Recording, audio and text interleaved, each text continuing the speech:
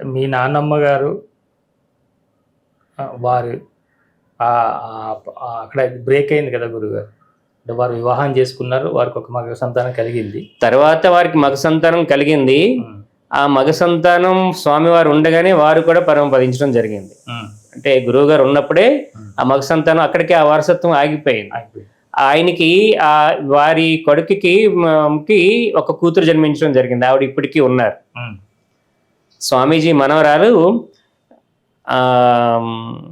East Godavari ఆవిడ ఉన్నారు. ఆవిడ పేరు అవి అన్నీ కూడా నేను అందులో రాశాను.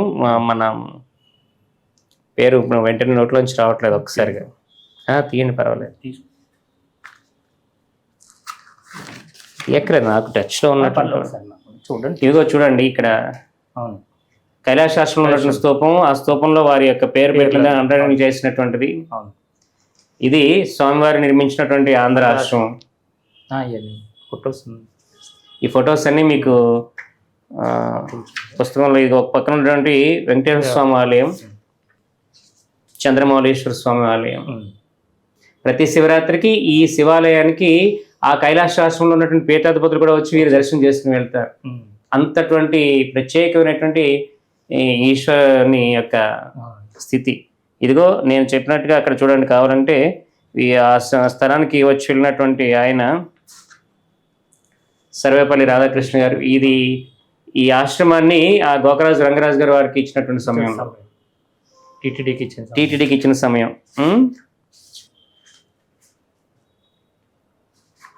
2006 సంవత్సరంలో ప్రథమంగా నాకు వచ్చినప్పుడు, నేను ఇది 2వ సంవత్సరం ఇక్కడ. నేను వీరు మా తండ్రి గారు. ఈ మధ్యలో ఉన్నటువంటి ఆయన స్వామి మేధానంద అని చెప్పని ఇక్కడి నుంచి ఆయన హైదరాబాద్ వాస్తవ్యులు. అక్కడ ఉన్నటువంటి కైలాసాశ్రమం యొక్క ఆయన పీఠాధిపతి భక్ష్యం చేసినటువంటి వారు. 2006 నుంచి నేడు 2025 వరకు ప్రతి సంవత్సరం ఆ కార్యక్రమంలో తప్పనిసరిగా నేను ఉంటాను. ఇందులోనే సర్వేపల్లి రాధాకృష్ణ గారితో ఉన్నటువంటి ఫోటో కూడా ఇందులోనే ఉంటుంది. ఇదిగో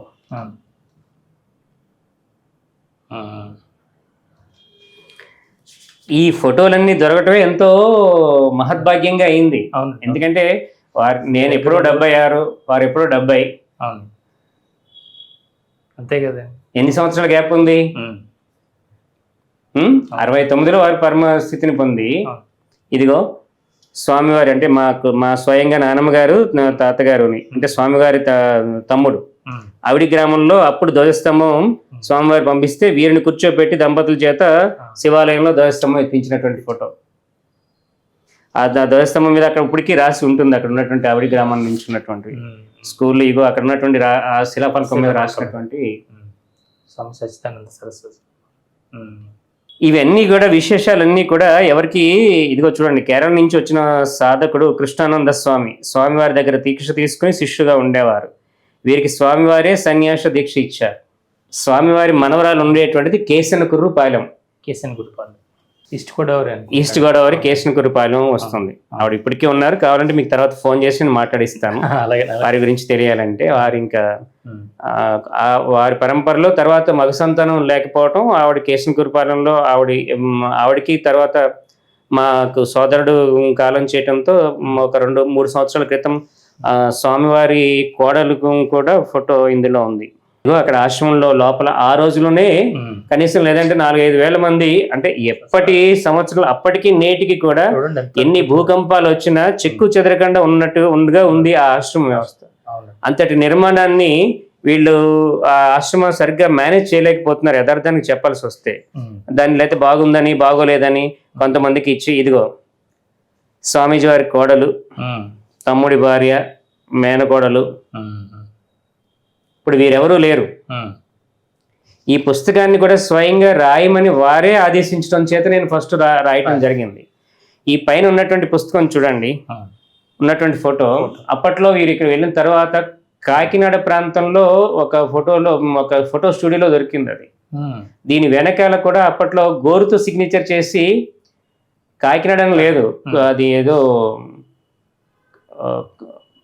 కాకినాడ పేరు ఇంకోటి ఏదో కోకినాడో ఏదో వచ్చి గోరుతో సంతకం పెట్టినటువంటిది ఉంది. మనకి ఇప్పుడు ఉన్నటువంటి ఈ ఫోటో వారు స్వయంగా పిలిపించి డెహ్రాడూన్ నుంచి పిలిపించి వారే ఫోటో తీసి మనకి వారి యొక్క ఆశీర్వచనంగా భక్తులందరికీ పంపించారు. ఇంకా వారి కొద్ది కాలంలో బ్రహ్మీభూతం అవుతారన్నప్పుడు ఈ 2 ఫోటోలే వారికి ఉన్నాయి. ఇవి కాకుండా మనకి మధ్యలో వారు పొడుగు వస్త్రం ధరించేవారు, అది ఒకటి. ఇప్పుడు ఇందులో ఈ పక్కన పద్మాసనంలో కూర్చున్నటువంటిది ఒకటి. వారు అక్కడ సాధన చేసేటువంటి రూముని కూడా వీళ్ళు అక్కడ ఉన్నటువంటి స్టాఫ్ ఏదో నార్మల్ గా దాన్ని చేసి ఆ పవిత్రతను కూడా అక్కడ కాపాడకుండా అక్కడికి వెళ్ళినప్పుడు కనీసం మనం ఏ విధంగా సలహా కూడా చెప్పడానికి లేనటువంటి దౌర్భాగ్య స్థితిలో ఉండి అంతటి తపశక్తిని అంతటువంటి సిద్ధ స్థలాన్ని వాళ్ళు కేవలం ఒక గెస్ట్ హౌస్ గా చూస్తున్నారే తప్పించి ఆ యొక్క తపోభూమిగా సిద్ధక్షేత్రంగా దాన్ని నిర్వహించేటువంటి పవిత్రత అక్కడ లేకపోవడం ప్రతిసారి వెళ్ళినప్పుడల్లా ఎంతో క్షోభకు గురి చేస్తూ ఉంటుంది. అదే వెంకటేశ్వర స్వామి వారి ఆలయంలో మనం వెళ్ళినప్పుడు స్వామివారు ఎదురుగుండా కూర్చున్నటువంటి సందర్భాలు, వారు ప్రత్యక్షంగా కనిపించి మనకి ఇచ్చేటువంటి మెసేజ్లు, దాని ప్రకారం గైడెన్స్ తీసుకుంటూ వెళ్ళటము, ప్రయత్నం చేసి ముందుకు వెళ్ళటము. మధ్యలో ఋషికేశ్ వెళ్తున్నప్పుడు కాదు ఇప్పుడు అక్కడ సమయం అనుకూలంగా లేదని చెప్పి మనల్ని వెనక్కి పంపించటము ఇత్యాది పరీక్షాకాలంగా జరిగేటువంటి కార్యక్రమాలు అన్నీ జరుగుతూనే ఉన్నాయి. మనం అసలు ఈ విషయంలో ముందుకు వెళ్ళాలా వద్దా అనేటువంటి మీమాంస వచ్చేంతటి పరిస్థితులు వచ్చినా కూడా ఒక్కసారి శరణాగతి అన్న తర్వాత నీదంటూ ఏమీ లేదు, ఉండటం చేయటం అనేటువంటిది ఏమీ ఉండదు. కాబట్టి దాన్ని ముందుకు కొనసాగిస్తూనే వారి ఆశీర్వచనం కోసం ఇప్పటికీ ఈ వారి గంభీరంగా నేను వచ్చి ఇక్కడి నుంచి ఉండి వెళ్ళమంటే నువ్వు ఎక్కడ ఉన్నావు అని చెప్పని వారి యొక్క కోపానికి ఆగ్రహానికి మనం గురి కావటం అనేది జరుగుతూ ఉంది. అయినా కూడా ఏదో తండ్రి దగ్గర పిల్లవాడు మొండి చేస్తున్నట్టుగా వారి యొక్క పరిచయాన్ని ఆశీర్వచనాన్ని తెలుగు వాళ్ళకి అంతటి మహా ఋషి మనకి ఉన్నారని చెప్పనేటువంటి విషయం మనకి తెలియనటువంటి దౌర్భాగ్య స్థితిలో మనం ఉన్నాం అనేటువంటిది చింతనతోటి ఇక్కడ వ్యవస్థను మొదలు పెట్టడం జరిగింది. కానీ అక్కడికి నేను వెళ్తూనే సంభాషిస్తూ అందరికీ అక్కడి నుంచి కూడా ఆశ్రమ వ్యవస్థ నడుస్తూ ఉంటుంది. అప్పుడున్నటువంటి ఇట్లాంటి మహానుభావులందరికీ కూడా అండి క్షణకాలంలో వారు అనుకున్నటువంటి ప్రదేశానికి వెళ్ళి అదృశ్య యోగా ఎన్నో ఉండే వారికి సిద్ధులు అవన్నీ కూడా. మీకు ఎప్పుడైనా సూక్ష్మ రూపంలో ఆ యోగాల గురించి తెలియజేయడం అట్లా జరిగింది? ప్రత్యక్షంగా చాలా సందర్భాల్లో నాకే కాకుండా ఇంకా వేరే సాధకులకి కూడా. ఫర్ ఎగ్జాంపుల్కి విజయవాడలో ఉన్నటువంటి మాస్టర్ రే అని చెప్పని రేణుక అనేటువంటి ఒక సాధకురాలు ఉన్నారు. చాలా ఉన్నతమైనటువంటి సాధనా స్థితిలో ఉన్నటువంటి ఆవిడ కూడా మహావతార బాబాజీ ఇక్కడ మేము ఉన్నటువంటి అప్పట్లో మహావతార బాబాజీ పాదుకుల దర్శనం కోసం ఆవిడ వచ్చినటువంటి వారే. స్వామివారు ఇవ్వాల్సినటువంటి సందేశాలు కొన్ని సందర్భాల్లో నేను గ్రహించకపోయినా ఆవిడ ద్వారా నాకు తెలియచేయటం, వారితో సంభాషించడం కానీ, నాకు కొన్ని విషయాలు ప్రత్యక్షంగా చెప్పటం కానీ, నేను ఏదైనా ఒకసారి గ్రహించకపోతే ఆవిడ ద్వారా తెలియచేయటం కానీ, ఇంకా మనం సత్సంగాలు చేసినటువంటి కొన్ని ప్రాంతాల్లో మనం వెళ్ళి వచ్చిన తర్వాత వారి దర్శనాలు అవ్వటం కానీ, ఇలాంటి ఎన్నో నిదర్శనాలు ప్రత్యక్షంగా ఇప్పటికీ ఉండటమే కాకుండా వారు స్వయంగా చెప్పారు. వద్దు అంటే వివాహ వ్యవస్థలోకి నన్ను గురు పరంపర తీసుకొచ్చింది, ఇప్పుడు వివాహం చేసిన తర్వాత మళ్ళీ నాకు ఇవన్నీ ఏంటి అని చెప్పనంటే, నువ్వు ఎక్కడికి వెళ్తే అక్కడ నీకంటే ముందు నేను అక్కడ ఉంటాను, నువ్వు ఎక్కడికి వెళ్తే అక్కడ ముందు నేను ఉంటాను, నేను ఉండి నేను నడిపిస్తాను, ఇది నువ్వు చేసేటువంటిది కాదు, వ్యవస్థ ఇది నేను చేస్తున్నటువంటిది, ముందుకెళ్ళి నీకు ఏ విధంగా లోటు లేకుండా నేను చూసుకుంటాను అని చెప్పని వారు హామీ ఇవ్వటం చేత ఆ విషయానికి సాక్షిభూతంగా మీరు ఇప్పటికీ ఆవిడ రేణుక అన్నటువంటి వారు కానీ, నేను చెప్పినటువంటి విషయాలు కమలం అన్నటువంటి ఆవిడ పెద్ద ఆవిడ అయిపోయి ఇంకా బళ్ళారిలో ఉన్నారు వారు కానీ, అక్కడ బళ్ళారిలో ఉన్నటువంటి శిష్యం చాలా మంది నాతో పరిచయం ఉన్నటువంటి వాళ్ళు, ఆ దేవాలయంలో ఉన్నటువంటి వాళ్ళు కానీ, మనం చెప్పినటువంటి మాట్లాడుకున్నటువంటి విషయాల్లో ఎక్కడైనా ఏదన్నా కల్పితం కానీ ఇంకో రకంగా ఏదైనా ఉంటే మన పుస్తకంలో మనం రాసినటువంటి స్వామిలో నేను నా సద్గురు అనేటువంటి స్వామివారికి నాకు వచ్చినటువంటి అనుబంధం, వారి నుంచి మనకి ఈ పరంపర దీక్ష ఇవి ఏ విధంగా వచ్చిందని మనం అందులో వివరించినటువంటి పుస్తకంలో ఇచ్చినటువంటి వివరణలతోటి ఇప్పటికీ వెళ్ళి వెరిఫై చేసుకోవచ్చు. ఇవి కాకుండా ఈ గత 10 సంవత్సరాల నుంచి నాతో ఉన్నటువంటి నన్నే నమ్మి ఉన్నటువంటి నా శిష్య బృందానికి కానీ, స్వామివారి భక్తులకి కానీ, నాతో ప్రయాణం చేసేటువంటి సాధకులకి కానీ, స్వామివారి యొక్క అనుభూతి కానీ, నాతో ఉన్నప్పుడు కనిపించినటువంటి స్థితులు కానీ అందరికీ ప్రత్యక్షంగా నిదర్శనమే. అంటే మీరు ఈ దీక్షా నామాన్ని తీసుకోవడం వెనుక ఏదైనా ఉంది? దీక్షా నామాన్ని వారు ఇంకొక విషయాన్ని చెప్పారు.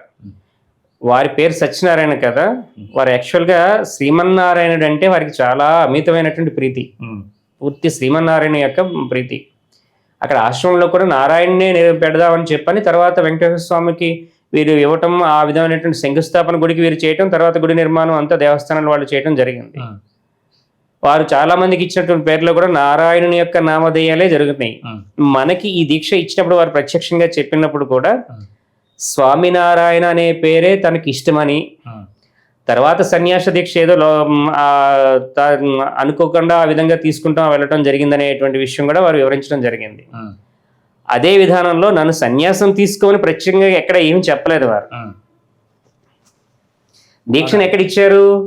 ముందు ఇక్కడ మంత్రం చేయమని చెప్పని బొంబాయిలో ఉండగా నన్ను కైలాస మానస సరోవరంలో అక్కడ వారు ప్రాణప్రతిష్ఠ చేసి రుద్రాక్షని మెడలో వేసి వారి దీక్షను ఇవ్వటం జరిగింది.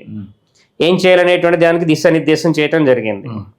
తర్వాత మనం ఈ మార్గంలో ఉండి వారు నన్ను ఎప్పుడైతే తీసుకున్నారో ఈ బంధాలన్నీ తీరిపోయినప్పుడు ఇది కొత్త జన్మ కాబట్టి ఇప్పుడు వీరు మనం ఇందాక రేణుకని మనం ఎవరైనా ఎలా మాట్లాడుకున్నాం, ఈ జన్మకి ఈ నామధేయం మారాలని చెప్పని ఆలోచన రావటం, అప్పుడు ఉన్నప్పుడు దీనికి మన యొక్క జన్మతః ఉన్నటువంటి దానికి ఇది మనలో ఉండేటువంటి భక్తిని బట్టి దీనికి ఏదైతే సరిపోతుందని చెప్పని ఒక దాని దీక్షానామాన్ని నిర్ధారించుకొని హాస్టల్గా వారి అనుమతి తీసుకుని ఒక మంచి ముహూర్తాన్ని తీసుకుని ఆ నామాన్ని స్వీకరించడం జరిగింది.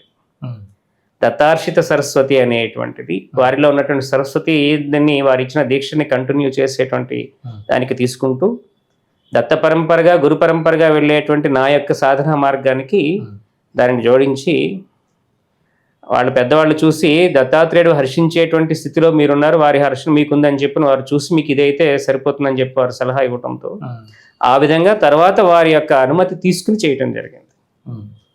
ప్రత్యక్షంగా ఈ నామాన్ని కాకుండా ఇది నామం అని పెద్దల ద్వారా నిర్ణయించి దాని నుంచి వారి యొక్క అనుమతి తీసుకుని. సన్యాస సాంప్రదాయంలో ఈ సరస్వతి, భారతి ఇవన్నీ వస్తుంటాయి కదండి, అట్లా ఇక్కడ సన్యాసి సాంప్రదాయాన్ని 4 విధంగా పురి, గిరి, భారతి, సరస్వతి అని 4 విధాలుగా విభజించి ఆది శంకరాచార్యుల వారు స్థాపన చేయడం జరిగింది అప్పటి దేశకాల పరిస్థితులను బట్టి. సరే, దాని యొక్క ధర్మం విశిష్టత దాంట్లో ఉంది, లేదని నేను అనటం లేదు. పూర్తి సన్యాసిగా ఉన్నటువంటి వాళ్ళు సామాన్యులకు ఎంతవరకు అందుబాటులో ఉన్నారు ప్రస్తుత కాలంలో? నేను సామాన్యమైనటువంటి లౌకికమైనటువంటి జీవితంలో ఉంటూ ఆధ్యాత్మిక జీవితాన్ని కంటిన్యూ చేస్తూ వీరిని వారికి అనుసంధానం చేయాల్సినటువంటి బాధ్యతలో ఉన్నటువంటి వాడిని. ముందు ముందు వారు నువ్వు ఇది చెయ్యి అని అంటే ఖచ్చితంగా వారు ఎక్కడ గైడెన్స్ ఇస్తే ఆ విధంగా సన్యాస దీక్ష తీసుకున్నానికైనా సంసిద్ధమే. కానీ ఆ విధమైనటువంటి ఆదేశం కానీ ఇంకోటి కానీ నాకు రాలేదు. వారి దీక్షను ఇవ్వడం జరిగింది, వారి పరంపరని కంటిన్యూ చేయమంటం జరిగింది. దీన్ని ఎవరికో మనం ప్రూవ్ చేయాల్సినటువంటి అవసరం లేదు. కార్యక్రమాలు జరుగుతూ ఉంటే వారి ఆదేశాలు, వారి మిషన్ నడుస్తూనే ఉంటుంది. ఎప్పటికప్పుడు వారు ఏ విధమైనటువంటి ఆదేశం ఇస్తూ ఉంటారో దాన్ని కంటిన్యూ చేస్తూ వస్తూ ఉంటుంది. మధ్యలో మనకున్నటువంటి తృష్ణతో వారికి మనం దర్శనం చేసుకోవడానికి కూర్చున్నా ఏం అవసరం అనేటువంటిదిగా మనకు వస్తుంటుంది. ఇంకా పూర్తిగా పిలిస్తే, ఈ నామంతో పిలిస్తే నేను వచ్చి నీ దగ్గర ఉంటాననేటువంటిది వారి యొక్క మంత్ర స్వరూపాన్ని కూడా మనకు ఉపదేశించడం జరిగింది. అంతటువంటి ధర్మ స్థితి కానీ ఇంకోటి పరిస్థితిగా వచ్చినప్పుడు వారిని కూర్చుని ఈ పుస్తకంలో ఉన్నటువంటి ఎంతో యొక్క విషయం నాకు తెలియదు, ఈ తెలియక ఈ పుస్తకం చిన్నదే అయినా ఇది ఎంతో శక్తివంతమైన దాన్ని దీన్ని ముందుకు వెళ్ళలేకపోతే మళ్ళీ స్వామివారే వచ్చి వారి యొక్క స్వరూప మంత్రాన్ని మళ్ళీ నాకు ఉపదేశించి ఆ మంత్రాన్ని చేసి చేయమంటే, అంతకుముందు ఎంతో కష్టపడితే అవన్నీ 3 పగలు 3 రాత్రులు కూర్చుని వారు ఇచ్చినటువంటి సందేశాన్ని తీసుకుని వారి యొక్క ఫలితంగా ఈ పుస్తకం వచ్చింది. ఇది నా శక్తి కాదు, వారి ఆశీర్వచన ఫలితంగా వారి ఆజ్ఞతో వచ్చినటువంటి పుస్తకం ఇది. ఈ ఓంకార సాధన అలా జరుగుతూ ఉండటం కొంతకాలం. అప్పట్లో నేను ఎయిర్పోర్ట్లో మరి వివాహం చేసుకున్న తర్వాత ఇంకొకటి దగ్గరికి వెళ్ళి మనం చేయించకూడదు కదా, వివాహ ధర్మం కోసం కొంతకాలం శంషాబాద్ ఎయిర్పోర్ట్లో ఉద్యోగం చేయటం. ఆ తర్వాత అక్కడి నుంచి మానేసి బొంబాయి కేపీసీ ప్రాజెక్ట్స్లో నేను MEP మేనేజర్గా వెళ్ళటం జరిగింది.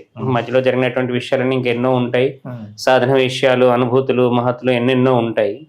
సాధకుడికి ప్రతిదీ తెలుసుకోవాల్సిన అవసరం ఉంటుంది. ఈ సాధకులకి వివాహంలో అడుగుపెట్టిన తర్వాత కాస్త బ్రేక్ రావడము, లేదంటే సాధన కుదరకపోవడము అట్లాంటివి ఏమి జరగలేదు గురుగారు? సాధనా మార్గంలో వివాహానికి పూర్వమే మనకి ఎప్పుడైతే త్రిపుటి భంగం జరిగిపోయి ఉంటుందో అప్పుడు వివాహంలోకి వెళ్ళినా మనం ఎందులోనో అంటుకున్నాం అని అనుకున్నా కూడా అది అంటుకోదు. అంటే యోగం అనేది జరుగుతూనే ఉంటుంది. త్రిపుటి భంగం అయిపోయిన తరువాత అవ్వకుండా వివాహంలోకి వెళ్తే ఖచ్చితంగా వాడికి ఆ ప్రమాదం ఉంటుంది. రెండవది, ఒక యోగికి అంటే ఒక మనిషికి వెనకాల వెన్నుపూసలో 33 పూసలు ఉంటాయి. యోగికి చలనం 33 పూసల్లో జరుగుతుంది. తన యొక్క 33వ ఏటలో యోగానుభవం కలుగుతుంది. అలా నా 33వ సంవత్సరంలో నేను దోరహాట్లో బాబాజీ దగ్గర నుంచి అది తీసుకుని అక్కడ జరగటం, అక్కడ విషయం చెప్పడం జరిగింది. అంటే భక్తి ఏంటి, జ్ఞానం ఏంటి, వైరాగ్యం ఏంటి, వీటన్నిటికంటే ముందు ఉన్నటువంటి సంస్కారం ఏంటి, ఇంకా శ్రద్ధ వల్ల ఏ విధమైనటువంటి ఫలితం వస్తుంది, అసలు యోగం అంటే ఏంటి, యోగం ఎప్పుడనేటువంటిది మనకి అవసరము, యోగ స్థితి ఎప్పుడు కావాలి, ఇవన్నీ చాలా హ్యూజ్ సబ్జెక్ట్. అది ఒక్కొక్కటి సమయాన్ని బట్టి నేను వివరణ చేసుకుంటూ వస్తుంటాను. అది అంటే మీరు నా యొక్క ఆధ్యాత్మిక ప్రయాణం ఏ విధంగా వచ్చిందనేటువంటి అవగాహన కోసం మీరు అడిగారు కాబట్టి చెప్తున్నాను. మధ్యలో ఉన్నటువంటి ఎన్నో విషయాలు నేను ఇందులో జమ చేసి అక్కడి నుంచి తీసుకొచ్చినటువంటి ఆ పాదుకుల్ని, పవిత్రమైనటువంటిది కదా పాదుకుల్లో పెట్టి ఉంచుకున్నారు కదా, ఆ ధూళి రూపంలో ఉన్నటువంటి వారి పాదముద్రల్ని ఒక చెక్కలో గాడి చేసి పాదుకులు చేసి పాదుకుల్లో భద్రపరచడం కోసం పాదుకులు చేయడానికి ఈ ఆర్టీసీ క్రాస్ రోడ్స్ లో లేపాక్షి ఉంది కదా, వాళ్ళ దగ్గరికి వెళ్ళి నాకు పాదుకులు కావాలంటే మాకు ఎన్నో ఉంటాయి కానీ రెడీగా లేవు, కావాలంటే చేస్తాను అనేసరికి అక్కడ ఉన్నటువంటి మేనేజర్కి నేను అడిగినటువంటిది మా యొక్క అంతరార్థం ఇది, పలానా దీనికోసం నాకు జరిగినటువంటిది, వారి పాదుకుల కోసం కావాలంటే ఆయన లేచి నుంచుని నమస్కారం చేసి మీకు ఏ సైజు కావాలో ఎంత కావాలో చెప్పండి నేను చేస్తానని చెప్పాను. అప్పటికప్పుడు ఆయన నన్ను గీయమని చెప్పి నేను పాదుకుల యొక్క ఆకారం గీస్తే అప్పటికప్పుడు ఎంప్లాయీస్ని పిలిచి దగ్గరుండి చెక్కించి కింద హోల్ పెట్టించి నమస్కారం చేసి మిమ్మల్ని దర్శనం చేసుకుంటే ఎంతో నాకు మహద్భాగ్యం అని చెప్పని అనుభూతి ఇవ్వటం ద్వారా ఏదో టైంలో నేను వస్తానని చెప్పి అట్లా చేతిలో పెట్టాడు. నేను అప్పుడు ఎయిర్పోర్ట్లో ఉన్నాను, అత్తాపూర్లో నివాసం ఉండేది. ఎక్కడ ఆర్టీసీ క్రాస్ రోడ్ దగ్గర తీసుకొచ్చేప్పుడు మెహదీపట్నం వరకు వచ్చేసరికి బైక్ ఎదర భాగంలో పెట్టి పాతుకుని తీసుకుని వచ్చేసరికి విపరీతమైనటువంటి వాన. గమ్ముని బండి స్టాండ్ వేసి పాతుకులు లోపల ఉన్నాయి కదని చెప్పి నేను పక్కకి దిగి ఫుట్పాత్ ఎక్కాను. పక్కన ఉన్నటువంటి వాడు ఎవరో అన్నోన్ పర్సన్ వచ్చి ఇందులో పవిత్రమైనటువంటివి ఉన్నాయి అని చెప్పి గబగబా వచ్చి అన్నోన్ పర్సన్ ఎక్కడో హిమాలయాల్లో కాదు మెహదీపట్నంలో ఫుట్పాత్ పక్కన ఆ పాదుకులను గబగబా లోపల కవర్ ఉన్నటువంటి వాడిని వద్దు వద్దానికి ముట్టుకోవడానికి వీల్లేదు అనగానకుండా కూడా గబగబా తీసి అక్కడ మంచి క్లాత్ తో చుట్టేసి అక్కడ ఒక బండి ఉంటే అది తడవకూడదని చెప్పి అక్కడ పెట్టాడు. ఎవరి మహత్తు! ఇంకా అడుగడుగునా ఆయన మీతో ఉన్నారు. అది నేనంటే అది అది ఆ ఎపిసోడ్ కడ వరకు చెప్తున్నాను మీకు, అది చెప్పేటువంటిది. అవి తీసుకుని వచ్చిన తర్వాత మళ్ళీ అక్కడ పీఠంలో పాదుకులను పెట్టి వారు ఇచ్చినటువంటి పాదుకులు పెట్టిన తర్వాత ఎంతో మందికి ఇక్కడ బాబాజీ పాదుకులు ఉన్నాయని చెప్పిన దర్శనం అయ్యి వచ్చి దర్శనం చేసుకుని వెళ్ళినటువంటి సాధకులు, యోగులు, బహావతర బాబాజీలో ఉన్న పరంపరలో ఉన్నటువంటి వాళ్ళు ఎంతో మంది ఉన్నారు. అత్తాపూర్లో అక్కడ అనుభవం ఏంటి అంటే బాబాజీ పాదుకుల దగ్గర ప్రతి గురు పౌర్ణమికి ఉదయం 6 గంటల నుంచి మర్నాడు ఉదయం 6 గంటల వరకు ఏకాహం అని ఓంకారం చేసేవాడు. అలా ఓంకారం చేసేటప్పుడు తెల్లవారుజామున 3 ఆ సమయానికి మేమందరం కూర్చుని ఓంకారం చేస్తుంటే మా పక్కన ఉన్నటువంటి వాడికి ధ్యానంలో కూర్చున్నటువంటి వాళ్ళకి జరిగినటువంటి నిదర్శనాలు నేను చెప్తున్నాను. పిల్లలు ఇక్కడే ఉన్నారు, కావాల్స్తే వాళ్ళు కూడా ఫోన్ చేసి మీరు ఇది యథార్థమేనా లేకపోతే గురుగారు ఏదైనా కల్పించి చెప్తున్నారని కూడా అడగొచ్చు. వాళ్ళ పేరు కూడా సంతోష్ అని ఒక కుర్రాడు, అతను ఎయిర్పోర్ట్ లో ఏసీ టెక్నిక్ గా చేసేవాడు. సంతోష్, బుజ్బాబు, రామ్ కుమార్ అని వీళ్ళందరూ, ఈ భాస్కర్ వీళ్ళందరూ కూడా అప్పట్లో అక్కడికి వచ్చి మనతో పాటు కూర్చుని చేసేవారు సాధన అంతా కూడా. ఆ భాస్కర్ గారు కూడా ఆయన బాబాజీ పాదుకులు వచ్చి చెప్పి వచ్చి దర్శనం చేసుకుని వెళ్ళినటువంటి వాళ్ళు ఆయన ఒకడే. వీళ్ళందరూ ఉండగా తెల్లవారుజామున 3 గంటలకి ఆకాశంలోంచి నక్షత్రాల్లాగా వెలుగులన్నీ వచ్చి నేను కూర్చున్న పక్కకు వచ్చి అవి ఒక మానవ శరీరం ధరించి మాతో పాటు ఓంకారం చేసి మళ్ళీ రిటర్న్ చెంది మళ్ళీ ఆకాశంలోకి వెళ్ళినాయి. ఎక్కడో మనకి కంటికి తెలియనటువంటి హిమాలయాల్లో గుహల్లో ఎక్కడో జరిగింది కాదు, చిన్న ఒక అద్దె ఇంట్లో బాబాజీ పాదుకులు పెట్టి మనం అక్కడ కూర్చుని మనం చేస్తున్నటువంటి ఓంకారంలో మన పక్కన జరిగినటువంటి విశేషం. అది మహత్తు కోసం ఎక్కడెక్కడికో వెళ్ళాల్సినటువంటి పని లేదు. అక్కడ ఉన్నటువంటి ఆ పాదుకుల యొక్క బాబాజీ యొక్క వైశిష్టత, ఓంకారాన్ని ఆరాధించడం వల్ల జరిగేటువంటి విషయం ఏంటనేటువంటిది. అంటే ఇక్కడ ముందు నమ్మకం, సంస్కారం, భక్తి, జ్ఞానం, వైరాగ్యం, మంత్రం, మంచి చెడు, దీక్ష, మనసుతో చేసేవన్నీ అక్కడ వరకు దాటిని. యోగానికి వరకు వచ్చినాయి, ఓంకారాన్ని పట్టుకున్నాయి. శుక్రవారం అంటే ఏంటో, లక్ష్మి అంటే ఏంటో, దాన్ని ఆ శుక్రవారం రోజు ఓంకారం చేస్తే వచ్చేటువంటి ఫలితం ఏంటో తెలియబడింది. ఎంతవరకు వచ్చింది? ఆకాశంలో జ్యోతి స్వరూపంలో ఉన్నటువంటి యోగులు కూడా ఆ ఓంకారం నిత్యం చేసేటువంటి స్థానానికి వచ్చి వాళ్ళు కూడా మనతో పాటు ఆ పౌర్ణమి సందర్భంలో రాత్రి తెల్లవారు 3వ గంట ఆ టైంలో మానవ రూపం ధరించి ఓంకారం చేసి మళ్ళీ వేటం చెంది మళ్ళీ జ్యోతి స్వరూపంలో వెళ్ళినటువంటిది స్వయంగా పక్కన కూర్చున్నటువంటి సాధువులకే దర్శనం అయ్యింది. అక్కడికి అలా చక్కెరలో అలా పెట్టి ఉంచడానికి ఇష్టం లేక దానికి రాగి కానీ వెండి కానీ బంగారం కానీ చేయాలి. అప్పట్లో నాకున్నటువంటి ఉద్యోగ ధర్మంలో వెండి బంగారం చేయించడానికి అంత ఆ శక్తి లేకపోవటం, ఆ విశ్వంగా నడితే అలా కాదు రాగితోటి చేయించితే మంచిదని చెప్పి అనటంతో మంచి ఉపాసకుడు ఎవరున్నారా అని చెప్పని నేను వెతికి పిఠాపురం ముందుకెళ్ళిన తర్వాత సూక్ష్మం అని ఒక శిల్పి ఒక ఆయన ఉన్నారు. ఆయన మనకి నాన్నగారు మేము అప్పుడు మీ షిరిడి సాయి సేవాశ్రమం దాంట్లో ఉన్నప్పుడు మన ఇంటికి వచ్చి బాబావారిని యొక్క రూపం చేసి జంగారెడ్డిలో సాయినాథుడి యొక్క విగ్రహాన్ని ప్రతిష్ఠ చేయడం జరిగింది. ఆయన్ని సంప్రదిస్తే అజ్రంలో వాళ్ళ తాలూకా ఒక ఆయన సంధ్యావందనం చేస్తూ ఉండి ఈ రాగి తాపడం చేసే పనిలో ఉన్నాడని చెప్పి ఆయన చుట్టాన్ని మనకి పరిచయం చేస్తే ఆయనకి మనం పురమాయించి వెళ్ళి అక్కడ కూర్చుని పాదుకులు నేను నామం చేస్తూ తీసుకుని వెళ్ళి అతనికి చూపించి అతని దగ్గర సైజ్ తీసుకుని ఒక రోజు అక్కడ ఉండి ఆ రాగితో రేకులతో అక్కడ చేయించి అభిషేకం చేసినా ఏం చేసినా కూడా ఇబ్బంది కలగకుండా అక్కడ చేసేసి మళ్ళీ అక్కడి నుంచి ఆ పాదుకులు నెత్తిమే పెట్టుకుని ఇది అందరికీ గురుస్థానం ఏది దత్తాత్రేయుడు కదా కాబట్టి పిఠాపురం వెళ్ళాలని చెప్పి అక్కడి నుంచి ఆ పాదుకులు తీసుకెళ్ళి పిఠాపురం వెళ్ళాలి. పిఠాపురంలో ఎవరు తెలియదు. గుడి బయట నుంచుండేసరికి రాత్రి 10 ఎంతో అయింది. ఎన్నిసార్లు పిలిచినా ఎవరు రావట్లేదు. అక్కడ అభిషేకంలో బాబాజీ పాదుకులు కదా దత్తాత్రేయుడి దగ్గర నుంచి తీసుకెళ్లాలని మనసులో భక్తి.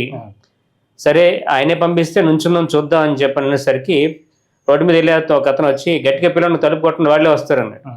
వెళ్ళి గట్టిగా తలుపు కొట్టేసరికి వచ్చి ఇలా వచ్చాను నేను పాదుకంటే అభిషేకం అయితే తెలియదు కానీ లోపల రండి అని చెప్పి రాత్రి 10ంటికి వెళ్ళి అక్కడ మనకు పడుకోవడానికి అవకాశం అన్ని చేసిన తర్వాత ఆ జన్మస్థానం అనేది ఉంది కదా అక్కడ శ్రీపాదేవర్లప్పుడు ఎదురుకుండా పాదుకులు ఒళ్ళో పెట్టుకుని కూర్చున్నాను. ఏది నామం చేసుకుంటూ మన పీఠం నుంచి తీసుకెళ్లి అజ్రం నుంచి నెత్తిమి పెట్టుకుని వెళ్ళి నామం చేసుకుని అక్కడికి తీసుకెళ్ళి అక్కడ పెట్టి ఒళ్ళో కూర్చున్నాను. పూజారికి ఇది విషయం అక్కడ అభిషేకంలో పెట్టి తీసి ఇవ్వాలి అంటే ప్రతిోడు పాదుకులు పట్టుకుని వచ్చేస్తుంటాడు. ఈ పట్టుని పాదులు అంటాడు అయ్యి అంటాడు అన్ని ఇక్కడ అది ఉన్నతమైన స్థానం ఏ పడితే అయ్యాను ఎక్కడ పడితే అక్కడ పెట్టకూడదు అన్నాడు.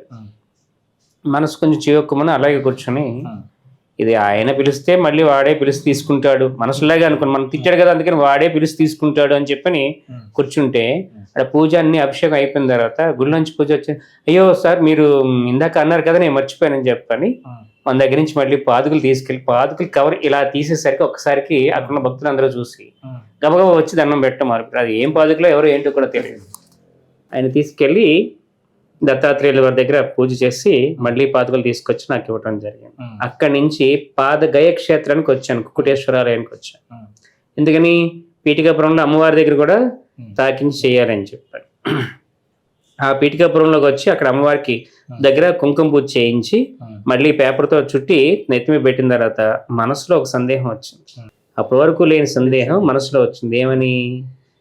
ఇవి నాకున్నటువంటి భక్తితోటి నా మనసు మాయ చేసి నాకు ఆ విధంగా చూపించిందా, ఈ పాదుకులు అని చెప్పని వెళ్ళి చెప్పించిందా, లేదా నిజంగా బాబాజీ వాయిస్సే నా చెవిలో వచ్చిందా, దీనికి నాకు ప్రామాణికం కావాలి.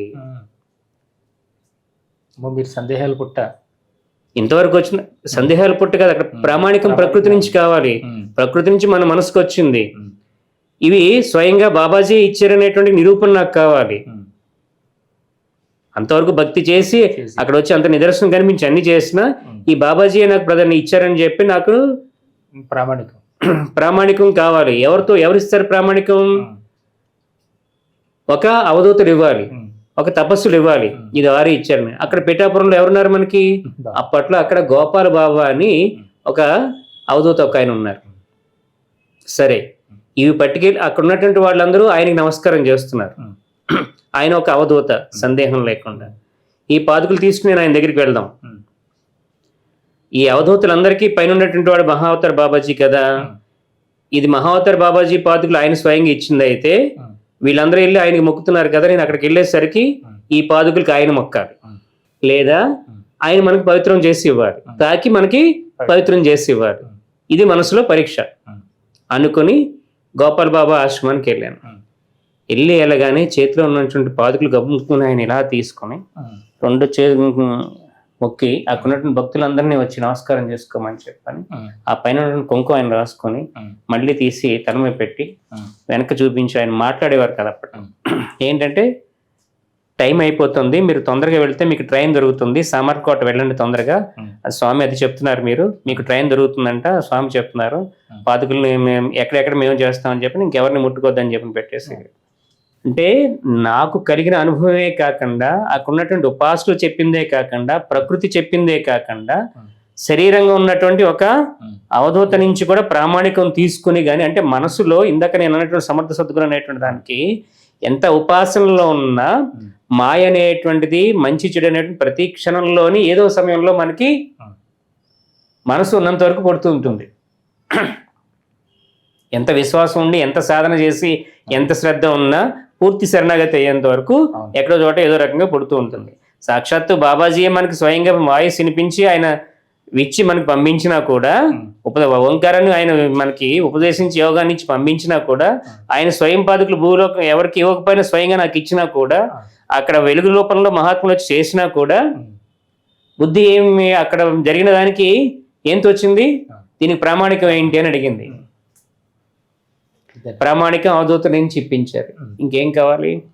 ఆ పాదుకులు తీసుకొచ్చి నా సాధన జరుగుతుండగా ఎయిర్పోర్ట్ నుంచి మానేసి నాకు బయట దేశాలకి ఆఫర్లు వస్తే ఈ పాదుకులను తీసుకుని నేను బయట దేశాలకి ఎందుకు వెళ్ళాలనే ఉద్దేశంతో నేను వెళ్ళలేదు. పీఠంలో నుంచి ఉన్న జాబ్తో చేసిన తర్వాత అయిపోయిన తర్వాత నేను మధ్యలో వేరే జాబ్ మారాలని చెప్పి కొంత గ్యాప్ తీసుకుంటాం. దత్తాత్రేయుల వారే కనిపించి జాబ్ కోసం మళ్ళీ నాకు ఇవ్వటం. అలా కేపీ శివరాజు నేను బొంబాయిలోకి వెళ్ళటం. బొంబాయిలో బాబాజీ పాదులు పెట్టి అక్కడ నుండి నేను చేస్తూ ఉండగా అప్పుడు 2013లో నాన్నగారు కాలం చేయటం. నాన్నగారు ఎప్పుడు నీకు ఏ గురువు చెప్పాడు, ఎవడు చెప్పాడు, తల్లిదండ్రులు ఉంటే చిది పెట్టకుండా నువ్వు వెళ్ళాలా లేకపోతే సన్యాసి వెళ్ళాలా అని చెప్పినట్టు ఆయన సంకల్పం అడ్డుపట్టడం. సరిగ్గా ఆయన శరీరం వదిలేసి ఆయనకి వెళ్ళి కార్యక్రమం చేసిన 13 రోజున నేను మెడిటేషన్లో కూర్చుండగా అప్పుడు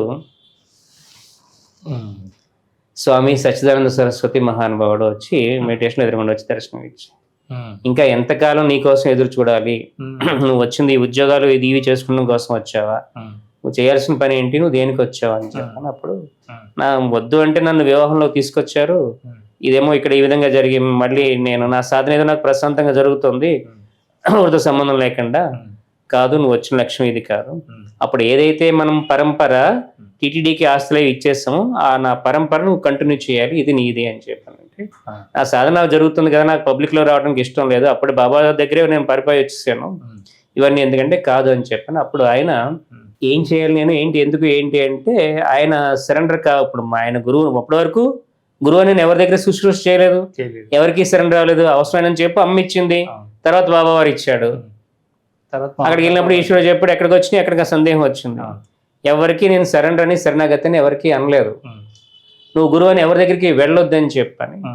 ఇప్పుడు అక్కడ నేను ఈ మధ్యలో ఉన్నటువంటి ఇంకొక విషయం మీకు చెప్పదలిస్తే, ఈ మహావతార్ బాబాజీ కేవ్కి వెళ్ళొచ్చిన తర్వాత ఈ భాస్కర్ వీళ్ళందరూ నాతో పాటు వీళ్ళందరూ మీ రామ్ కుమార్ ఇంకా మిగిలినటువంటి వాళ్ళందరూ చేస్తూ వచ్చేవారు కదా, వీళ్ళెవరూ సంవత్సరం కాలం పూర్తిగా రాలేదు.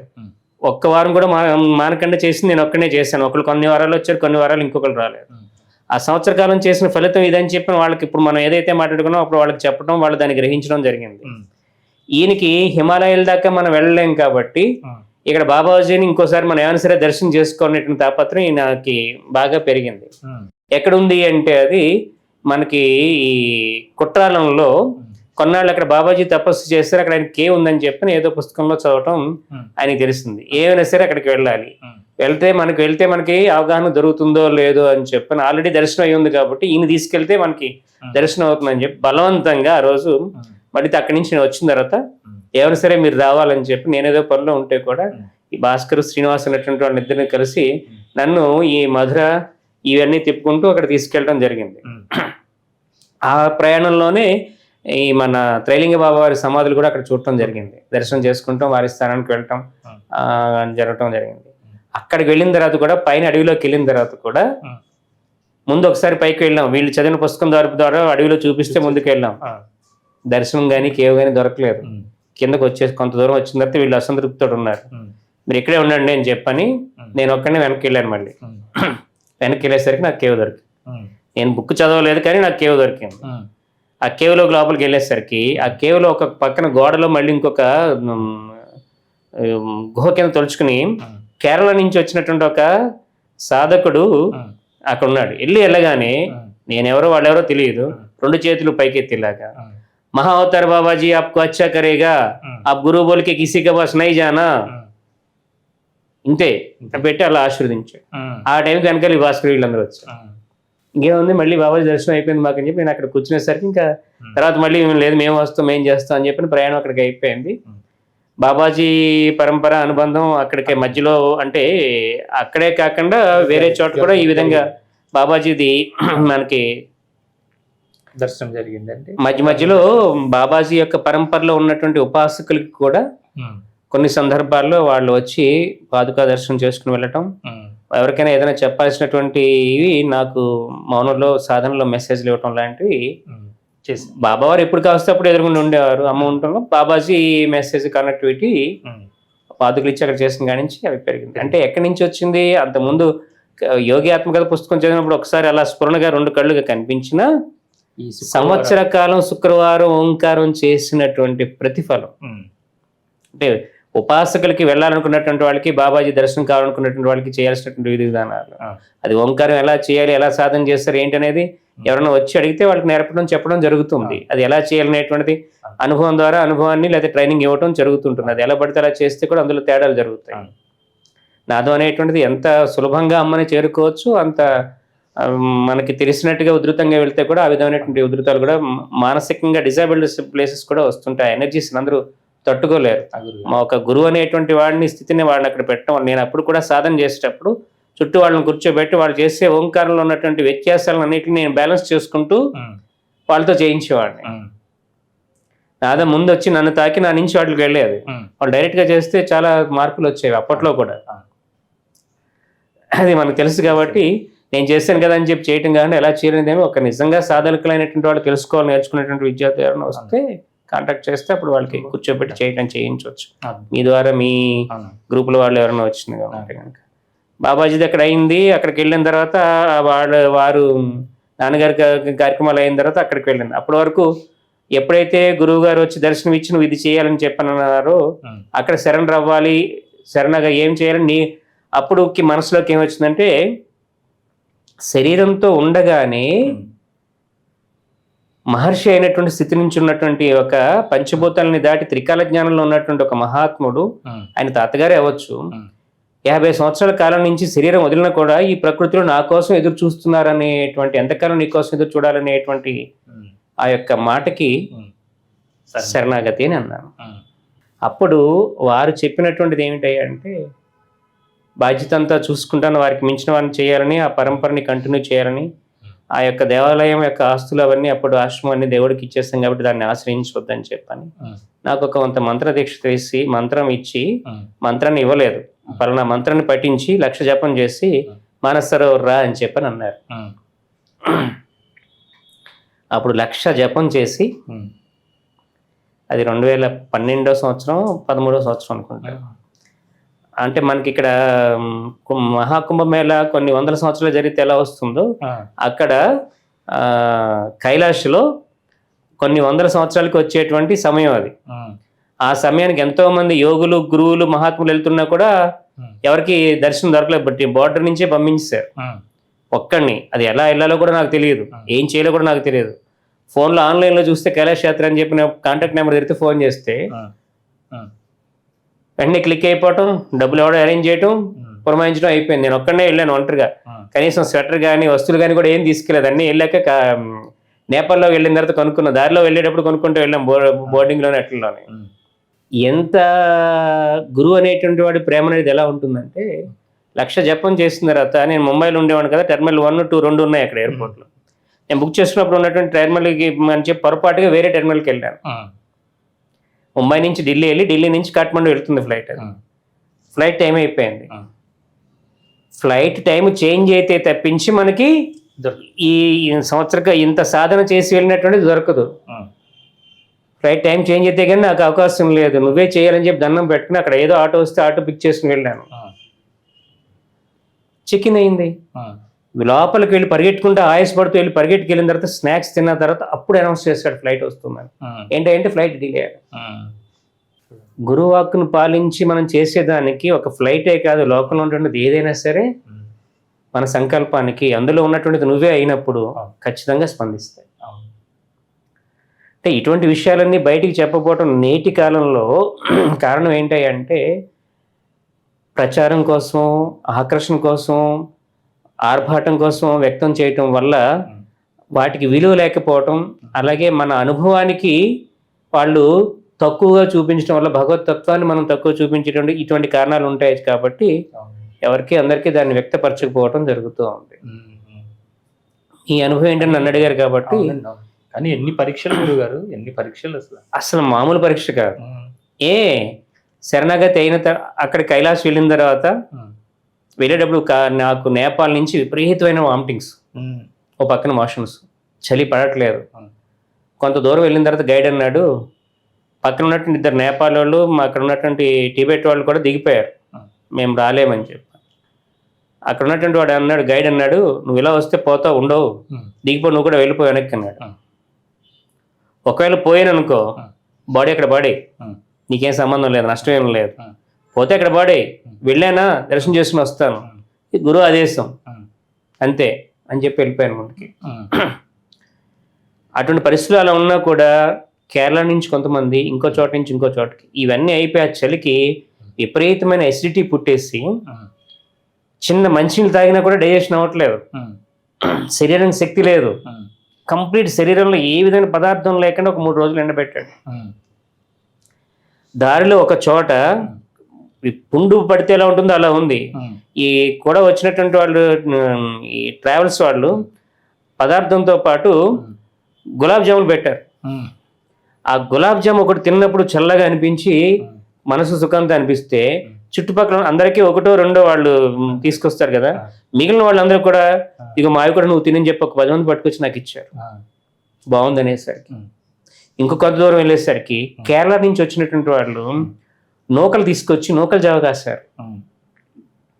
హల్ద్వాని నుంచి వచ్చిన ఒక క్షత్రియ ఫ్యామిలీ పేరు పెట్టి పిలుస్తూ నువ్వు లేగు లేగు తిను అని చెప్పి దారి పొడికి తీసుకుంటూ వచ్చారు. అక్కడ వరకు వెళ్ళిన తర్వాత కైలాష్ వచ్చేసాం, మానస సరోవర్ దగ్గరికి వెళ్ళిపోయాం.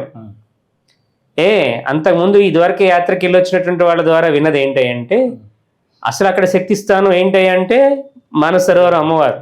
ఆ చలికి వాళ్ళు అందులో స్నానం చేయకుండా వచ్చారు. అరే అంత దూరం వెళ్ళి దర్శనం చేసుకుని స్నానం చేయకుండా వచ్చారు, ఎంత దౌర్భాగ్యం అని అందరం అనుకున్నాం అప్పట్లో.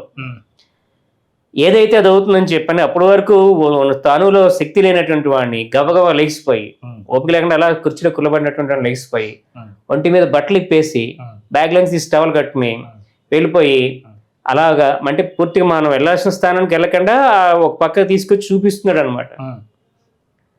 వెళ్ళిపోయి ఇలా వంగాను, ఒక్కసారిగా కెరటం వచ్చి పైనుంచి 3 సార్లు కెరటాలు వచ్చి పైనుంచి. సరిగ్గా పంచమి తిథి శుక్రవారం మంగళవారం అది బుక్లో రాశాను. గురువాక్కు ఉపాసన చేసినప్పుడు అక్కడ నీ ప్రయత్నం లేకుండా నీ ప్రాణాన్ని కానీ నీ శక్తిని కానీ నువ్వు పట్టించుకోకుండా వెళ్ళినప్పుడు ఎక్కడి వరకు వెళ్ళగలిగాం? సాక్షాత్తు కైలాస మానసరోవరం వరకు వెళ్ళి అమ్మవారి శక్తి స్వరూపుని అక్కడ మామూలుగా ఉన్నటువంటిది వచ్చి 3 కెరటాలు వచ్చి 3 సార్లు మనం నెత్తిమించేసింది. అమ్మ ఆశీర్వచనం ఎంత స్పష్టంగా ఏ విధంగా కలిగింది తెలుసా? అక్కడి నుంచి ఇంకొక 2 కిలోమీటర్లు అక్కడ ఉండేటువంటి వాళ్ళు ఇచ్చేటువంటి అకామిడేషన్ దగ్గరికి అక్కడికి వెళ్ళేసరికి ప్రయాణం మొదలైన కాంచి సత్తు లేకుండా పడున్నటువంటి వాడు నువ్వే చేస్తే మేము చేయకుండా వెళ్తే అర్థమేముంది, నాకు మీ నుంచి మాకు ఇన్స్పిరేషన్ వచ్చిందని చెప్పాను. ఒక్కొక్కడు బట్టలు తీసి అప్పుడే స్నానం చేసి వచ్చి ఒళ్ళు మండుతున్నాయని చెప్పి మళ్ళీ వేడి నీళ్ళతో చేసి అలా చేసి మీ వల్ల మేము స్నానం చేసామని చెప్పి వచ్చి నాకు దండం పెట్టారు బస్సులో ఉన్నటువంటి మిగిలిన యాత్రకి. నువ్వు చేయకపోతే అరే నువ్వు సత్తు లేకుండా వాంతులు అవుతున్నటువంటి వాడు నువ్వే చేస్తే మేము ఎందుకు చేయలేవు అని చెప్పి మేము చేసాం, నువ్వు చేయకపోతే మేము చేయలేకపోయేవాళ్ళం, లేకపోతే మాకు ఆ భాగ్యం కలగలేదు కాదు. అప్పుడు పరిక్రమణకి పర్మిషన్ ఇవ్వలేదు. కైలాస యాత్రలో అప్పటికి 10 సార్లు పరిక్రమణ కోసం వచ్చినటువంటి వాళ్ళు, బయట దేశాల్లో ఉండి వచ్చి గుజరాత్లో స్వగ్రామం ఉండి ఉద్యోగాలు చేస్తూ వెళ్ళేటువంటి వాళ్ళు కూడా ఉన్నారు. మిగిలినటువంటి అక్కడ లోకల్గా ఉండేటువంటి టిబెట్ వాళ్ళు సాష్టాంగ నమస్కారం చేయటం, మళ్ళీ కాళ్ళు అక్కడ పెట్టడం, అక్కడి నుంచి సాష్టాంగ నమస్కారంతో పరిక్రమణ చేసేటువంటి సమయం. మిగిలిన వాళ్ళని అలో చేయరు. కానీ అక్కడ యాత్ర లక్ష్యం ఏంటి? పరిక్రమ అయినా అవ్వకపోయినా శక్తి స్థానంలో స్నానం చేయటం. అక్కడ యమద్వారం అనేది ఉంటుంది. యమద్వారాన్ని చేరుకుని కొంచెం దాటితే శరీరంతో యమద్వారాన్ని ఎవడైతే ఒకసారి దాటేస్తాడో వైతరణి నదికి, ఇంకా అప్పుడు శరీరం పోయిన తర్వాత యమభట్లు ఎక్కడ ఆఫ్ చేయరు. ఆ యమభట్లు ఎక్కడైనా ఆఫ్ చేస్తారనే శరీరంతో ఎవరైతే యమద్వారం దాటారో వాళ్ళ కోసం, పోయినటువంటి వాళ్ళ కోసం వెనకాల ఉన్నటువంటి కుమారులు ఏం చేస్తారు? గోదానం చేస్తారు. ఆ గోదాన ఫలితం ద్వారా ఆ తోక పట్టున ఆ యమద్వారం దాటుతాడని చెప్పారు. యమద్వారం అయినా దాటాలని చెప్పని ఒక పక్కన చైనా సైనికులు కాపలాగా వస్తున్నాయి, వీళ్ళు కాపలాగా వస్తున్నాయి, ఏదైతే అది అవుతుందని చెప్పి మేము ఒక 4 టిబెట్ గుజరాత్ వాళ్ళతో కలిసి షూ వేసుకుని మొదలు పెట్టేస్తాం. అంటే కొంత దూరం వెళ్ళి ఒక పక్క ద్వారం దర్శనం చేసుకున్న తర్వాత ఇంక పరిగెట్టుకుంటే టిబెట్ సైనికులు వచ్చేసి మాకంటే ముందు వెళ్ళి వాళ్ళని పట్టుకుని ఇంకా అక్కడ వరకు ఒక ప్లేస్కి వెళ్ళాక ఇంక నేను ఇక్కడి నుంచి అడుగు ముందుకు వేయలేను, నా వల్ల కాదు, నేను ఇక్కడి నుంచి ప్రయాణం సాగించాలని చెప్పి అలా నుంచుని పోయేసరికి ఒక్కసారి పెద్ద సుడిగాయలు వచ్చింది. అప్పుడే గాలి వస్తుంది, అప్పుడే వాన వస్తుంది, అప్పుడే మంచు కురుస్తుంది అని ఇలా అనేసరికి ఆ గాలిలోంచి ఇంత రుద్రాక్ష వచ్చేలా ఎదురుకుండా అది తేనె రుంగులో దాన్ని చూస్తానికే అద్భుతంగా ఉన్నటువంటి ఇది తీసుకోవని చెప్పి స్వయంగా వారు ఆ రుద్రాక్ష ఇచ్చి మెడలో ఇచ్చి శక్తిపాతం చేసి అక్కడ వారి నుంచి దీక్ష అవటం జరిగింది. ఆ విధంగా ప్రయాణం చిన్నప్పటి నుంచి జరిగినటువంటి ఘటనలని చెప్పుకుంటూ వచ్చి అక్కడికి వారు నన్ను తీసుకుంటాం జరిగింది. అప్పుడు శరణాగతి అన్నం వెళ్ళి వచ్చిన తర్వాత అప్పుడు ఇంతవరకు నా వద్దంటే వివాహం జరిగింది, ఇది ఏంటి కదా ఏంటి అని చెప్పి అప్పుడు వేద విద్యని తర్వాత తరాలకి అందింప చేయమని, ఉపనిషత్తుల సారాంశాన్ని అందరికీ అందుబాటులోకి తీసుకురామని, సంస్కృతి సాంప్రదాయాలు కాపాడమని, అనాథ సేవల దహన సంస్కారాలు చేయమని, ప్రార్థనా స్థలాల్ని రక్షించమని, దేవాలయాల్ని రక్షించమని చెప్పని, గోసేవ, అన్నసేవ, స్త్రీ పురుషుల్ని, మహిళ వృద్ధులకి సేవలు చేయమని చెప్పని, ఇంకా హిమాలయాల్లో కొన్ని చేయాల్సినటువంటి ఇవన్నీ కూడా ఇవి నువ్వు చేయాల్సిన పనులు, మిషన్ ఇది. అక్కడ ఆ ఆశ్రమ వ్యవస్థని మనం దేవుడికి ఇచ్చేస్తాం కాబట్టి ఆస్తుల కోసం వెళ్ళొద్దు, దాంతో నీకు పని లేదు, ఈ యొక్క మిషన్ మాత్రం నువ్వు ముందుకు నడిపించు, వచ్చి ఋషికేశ్లో ఉండి అక్కడి నుంచి చూసుకుని వెళ్ళాలి అని చెప్పి ఆయన ఆదేశం ఇచ్చి, అప్పటి వరకు నీకోసం 50 సంవత్సరం ఎన్ని సంవత్సరం ఎదురు చేస్తాను చెప్పి ఇక్కడి నుంచి 5 సంవత్సరాలు నీకు కఠినమైనటువంటి పరీక్ష కాలం అన్నారు. ఎవరిని ఆస్తి శరణాగతి అనకుండా వెళ్ళి అన్ని వచ్చిన తర్వాత 5 సంవత్సరాలు నీకు కఠిన పరీక్షా కాలం, ఉద్యోగం చేయాలంటే వద్దన్నారు. టార్గెట్లు ఇచ్చారు, మనల్ని వచ్చి ఋషికేశ్లో ఉండమన్నారు. అరే అంతటి మహాత్ముడు తెలుగులోని మన వాళ్ళలో ఉన్నారనే సంగతి కూడా మన తెలుగు వాళ్ళకి తెలియట్లేదని చెప్పి ఆయన వచ్చి ఋషికేశ్ వెళ్ళమంటే నేను ఉద్యోగాన్ని రిజైన్ చేసి వచ్చి హైదరాబాద్లో ట్రస్ట్ వారి పేరు మీదే శ్రీ స్వామి సచ్చిదానంద సరస్వతి విశ్వజ్ఞానపీఠం 2016లో రిజిస్టర్ చేయడం జరిగింది. 5 సంవత్సరాలు కఠిన పరీక్షా కాలం అన్నారు కదా, చేతికి రూపాయి ఆదాయం లేదు, ఉన్న ఉద్యోగాన్ని వదిలేస్తాం. వద్దంటే వివాహం చేస్తారు, భార్య పిల్లవాడు ఉన్నారు, ఆశ్రమ వ్యవస్థ నడవాలి, నా ధర్మం నడవాలి. ఆ సమయంలో తండ్రి పోవటం, తండ్రి గారు పోయేసరికి అప్పటి వరకు ఎంతో అన్యోన్యంగా ఉన్నటువంటి కుటుంబ సభ్యులందరూ కూడా ఏ కారణం లేకుండా అందరూ వ్యతిరేకం అవటం. ఈ భాగస్వామి తరపున ఉన్నటువంటి వాళ్ళందరూ కూడా అరే శుభ్రమైన కుర్రవాడు ఉద్యోగం చేసుకుంటున్నాడని చెప్పి మనం పెళ్లిస్తే వదిలేసి వచ్చి దేవుడు దెయ్యాలంటున్నాడు అని చెప్పి అందరూ మన చుట్టూ ఉన్నటువంటి ప్రకృతి అంతా, బంధువులంతా కూడా వ్యతిరేకం అవటం, మనం చేసేటువంటి కార్యక్రమాలు కూడా చేయటం. తీరా ఇక్కడికి వచ్చి మనల్ని ఎవరో హైదరాబాద్ రండి స్వామి మేము ఇచ్చేస్తాం అని చెప్పి మన నుంచి ఏదో ఆశీర్వచనం పొందినటువంటి వాళ్ళు వేరే ఊర్లు ఎందుకు కానీ తీసుకొచ్చి మీకు వచ్చేస్తాం అని చెప్పినటువంటి వాళ్ళు కూడా మనకి మధ్యలోనే వాడుకుని పక్క జరిగిపోవటం. ఏదో స్థలం మీద మీరు ఇక్కడ చేస్తే మాకు వస్తుందని చెప్పి అక్కడికి వెళ్ళి ఆ స్థలాన్ని డెవలప్ చేసిన కాడి నుంచి వాళ్ళకి కనుగొట్టి మళ్ళీ ఇక్కడి నుంచి వెళ్ళిపోండి అంటాం. మళ్ళీ హైదరాబాద్లో మళ్ళీ అక్కడ పెట్టడం, అక్కడి నుంచి అలాగే ఆ విధంగా జరగటం, అలాగా ఈ కఠిన పరీక్షా కాలం 5 సంవత్సరాల కాలం గడిచిపోయింది. ఆ సమయంలో ఎక్కడెక్కడో సాధనలో ఉండి, చిన్నప్పటి నుంచి సన్యాసంలో ఉండి కూడా ఉన్నతమైనటువంటి సన్యాస దీక్షలో ఉండి సాధనలో ఉన్నటువంటి మహాస్థితిలో ఉన్నటువంటి వాళ్ళు కూడా ఆ శరీరం కావాలని వాడి యొక్క మిషన్ నడవడానికి కూడా నన్ను బలవంతంగా నా శరీరాన్ని వాళ్ళు వాడుకుంటాం కోసం సైకలాజికల్గా వచ్చి హాస్టల్గా వచ్చి నా మీద దాడి చేయటం మొదలు పెట్టారు. నేను అవాయిడ్ చేస్తున్నానంటే అంటే అప్పటి వరకు పరిస్థితులు, సమాజం అవన్నీ ఎదుర్కొని దాటి వచ్చిన తర్వాత మనకి కంటికి కనిపించినటువంటి శక్తులు ఏవైతే ఉన్నాయో, ఎనర్జీస్ అయితే ఏవైతే ఉన్నాయో, వాళ్ళందరూ హాస్టల్గా వచ్చి మనలో ఉన్నటువంటి సాధనా బలానికి, మన ప్రాణశక్తికి, మన యొక్క ప్రాస్పరస్ని లాగేయటం కోసం, మన శరీరం కోసం సాధన చేసి ఉన్నటువంటి మహాత్ములైనటువంటి వాళ్ళు శరీరం లేనటువంటి వాళ్ళు దాడి చేయటం మొదలుపెట్టారు. అది అప్పటి వరకు ఎవరు ఊహించినటువంటిది. ఎంత భయానకంగా ఏ విధంగా చేశారంటే, అది అంటే ఇక్కడ ప్రతి ఘట్టంలోని ప్రతి స్టెప్లోని ఏ విధమైనటువంటి స్థితిలో ఉంటాయో, ఎలా ఉంటాయో ఏంటి అనేది అంతా అవగాహన చేసుకుంటూ వస్తూ ప్రతి క్షణము పరీక్షా కాలమే. వినాయక చవితి రోజు ఒకసారి మొదలు పెట్టాం అన్నదాన కార్యక్రమం అని చెప్పాను. ఇక్కడికి వచ్చిన తర్వాత ముందు ఒక బిల్డింగ్ లో సెల్లార్లో మొదలు పెట్టాం, తర్వాత ఒక ఖాళీ స్థలంలోకి వెళ్ళాం, తర్వాత అక్కడి నుంచి వెళ్ళడం ఇంకో ఖాళీ స్థలంలోకి వెళ్ళాం. ఇక్కడికి వచ్చి మనం తీసుకొచ్చినటువంటి వాళ్ళందరూ అక్కడ వాళ్ళ బిహేవియర్ బాగోపోతే బాగోలేదని మనం చెప్పినందుకు పక్కకు చెప్పి, వీడు ఎలా చేస్తాడో కార్యక్రమం, వీడు ఎప్పటికైనా ఋషికేశ్ వెళ్ళిపోయాడు కదా ఇక్కడ ఉంటాడా అని చెప్పని ఎదురు నా మీద పక్కన పంతం కట్టి, వీడు అన్నదానం చేస్తున్నాడంటే ఎలా చేస్తున్నాడు వీడు అని చెప్పని ఎవరు రాకుండా సహకరించకుండా ఉంటాం. అలా రాని సందర్భంలో కూడా ఎవరిలో ఒకళ్ళిద్దరు ఉంటే వంట చేసి చిన్న చిన్న పిల్లలతోటి జత తీసుకెళ్ళి ఆ చెస్ట్ హాస్పిటల్లోని ఆ హాస్పిటల్లో కూడా డిస్ట్రిబ్యూట్ చేస్తూ ఎప్పుడు కూడా ఆ కార్యక్రమం ఆటంకం లేకుండా జరుపుకుంటూ వెళ్ళటం జరిగింది. తర్వాత కరోనా సమయం వచ్చింది. ఆ రెండో ఉన్నటువంటి ఆశ్రమంలో కూడా మనకి ఎవరైతే మన దగ్గర నుంచి ఆశీర్వచనం పొందారో వాళ్ళే మనకి ద్రోహం చేయటం మొదలు పెట్టారు. ఓహో, ఈ విధంగా కూడా ఉంటుందన్నమాట అనేటువంటిది మన దగ్గరకు వచ్చేటువంటి భక్తుల్లో కూడా ఉండేటువంటి మంచిళ్ళు కూడా మనం గ్రహించాలి. అంటే సాధనలోనే కాదు, సహజమైన జీవనంలో కూడా ఎదుటి వాళ్ళు ఉన్నటువంటి చెడుని, వాడి యొక్క దుష్టత్వాన్ని మనం చూడడం సహజంగా. ఎందుకంటే దాంతో మనకు అవసరం లేదు.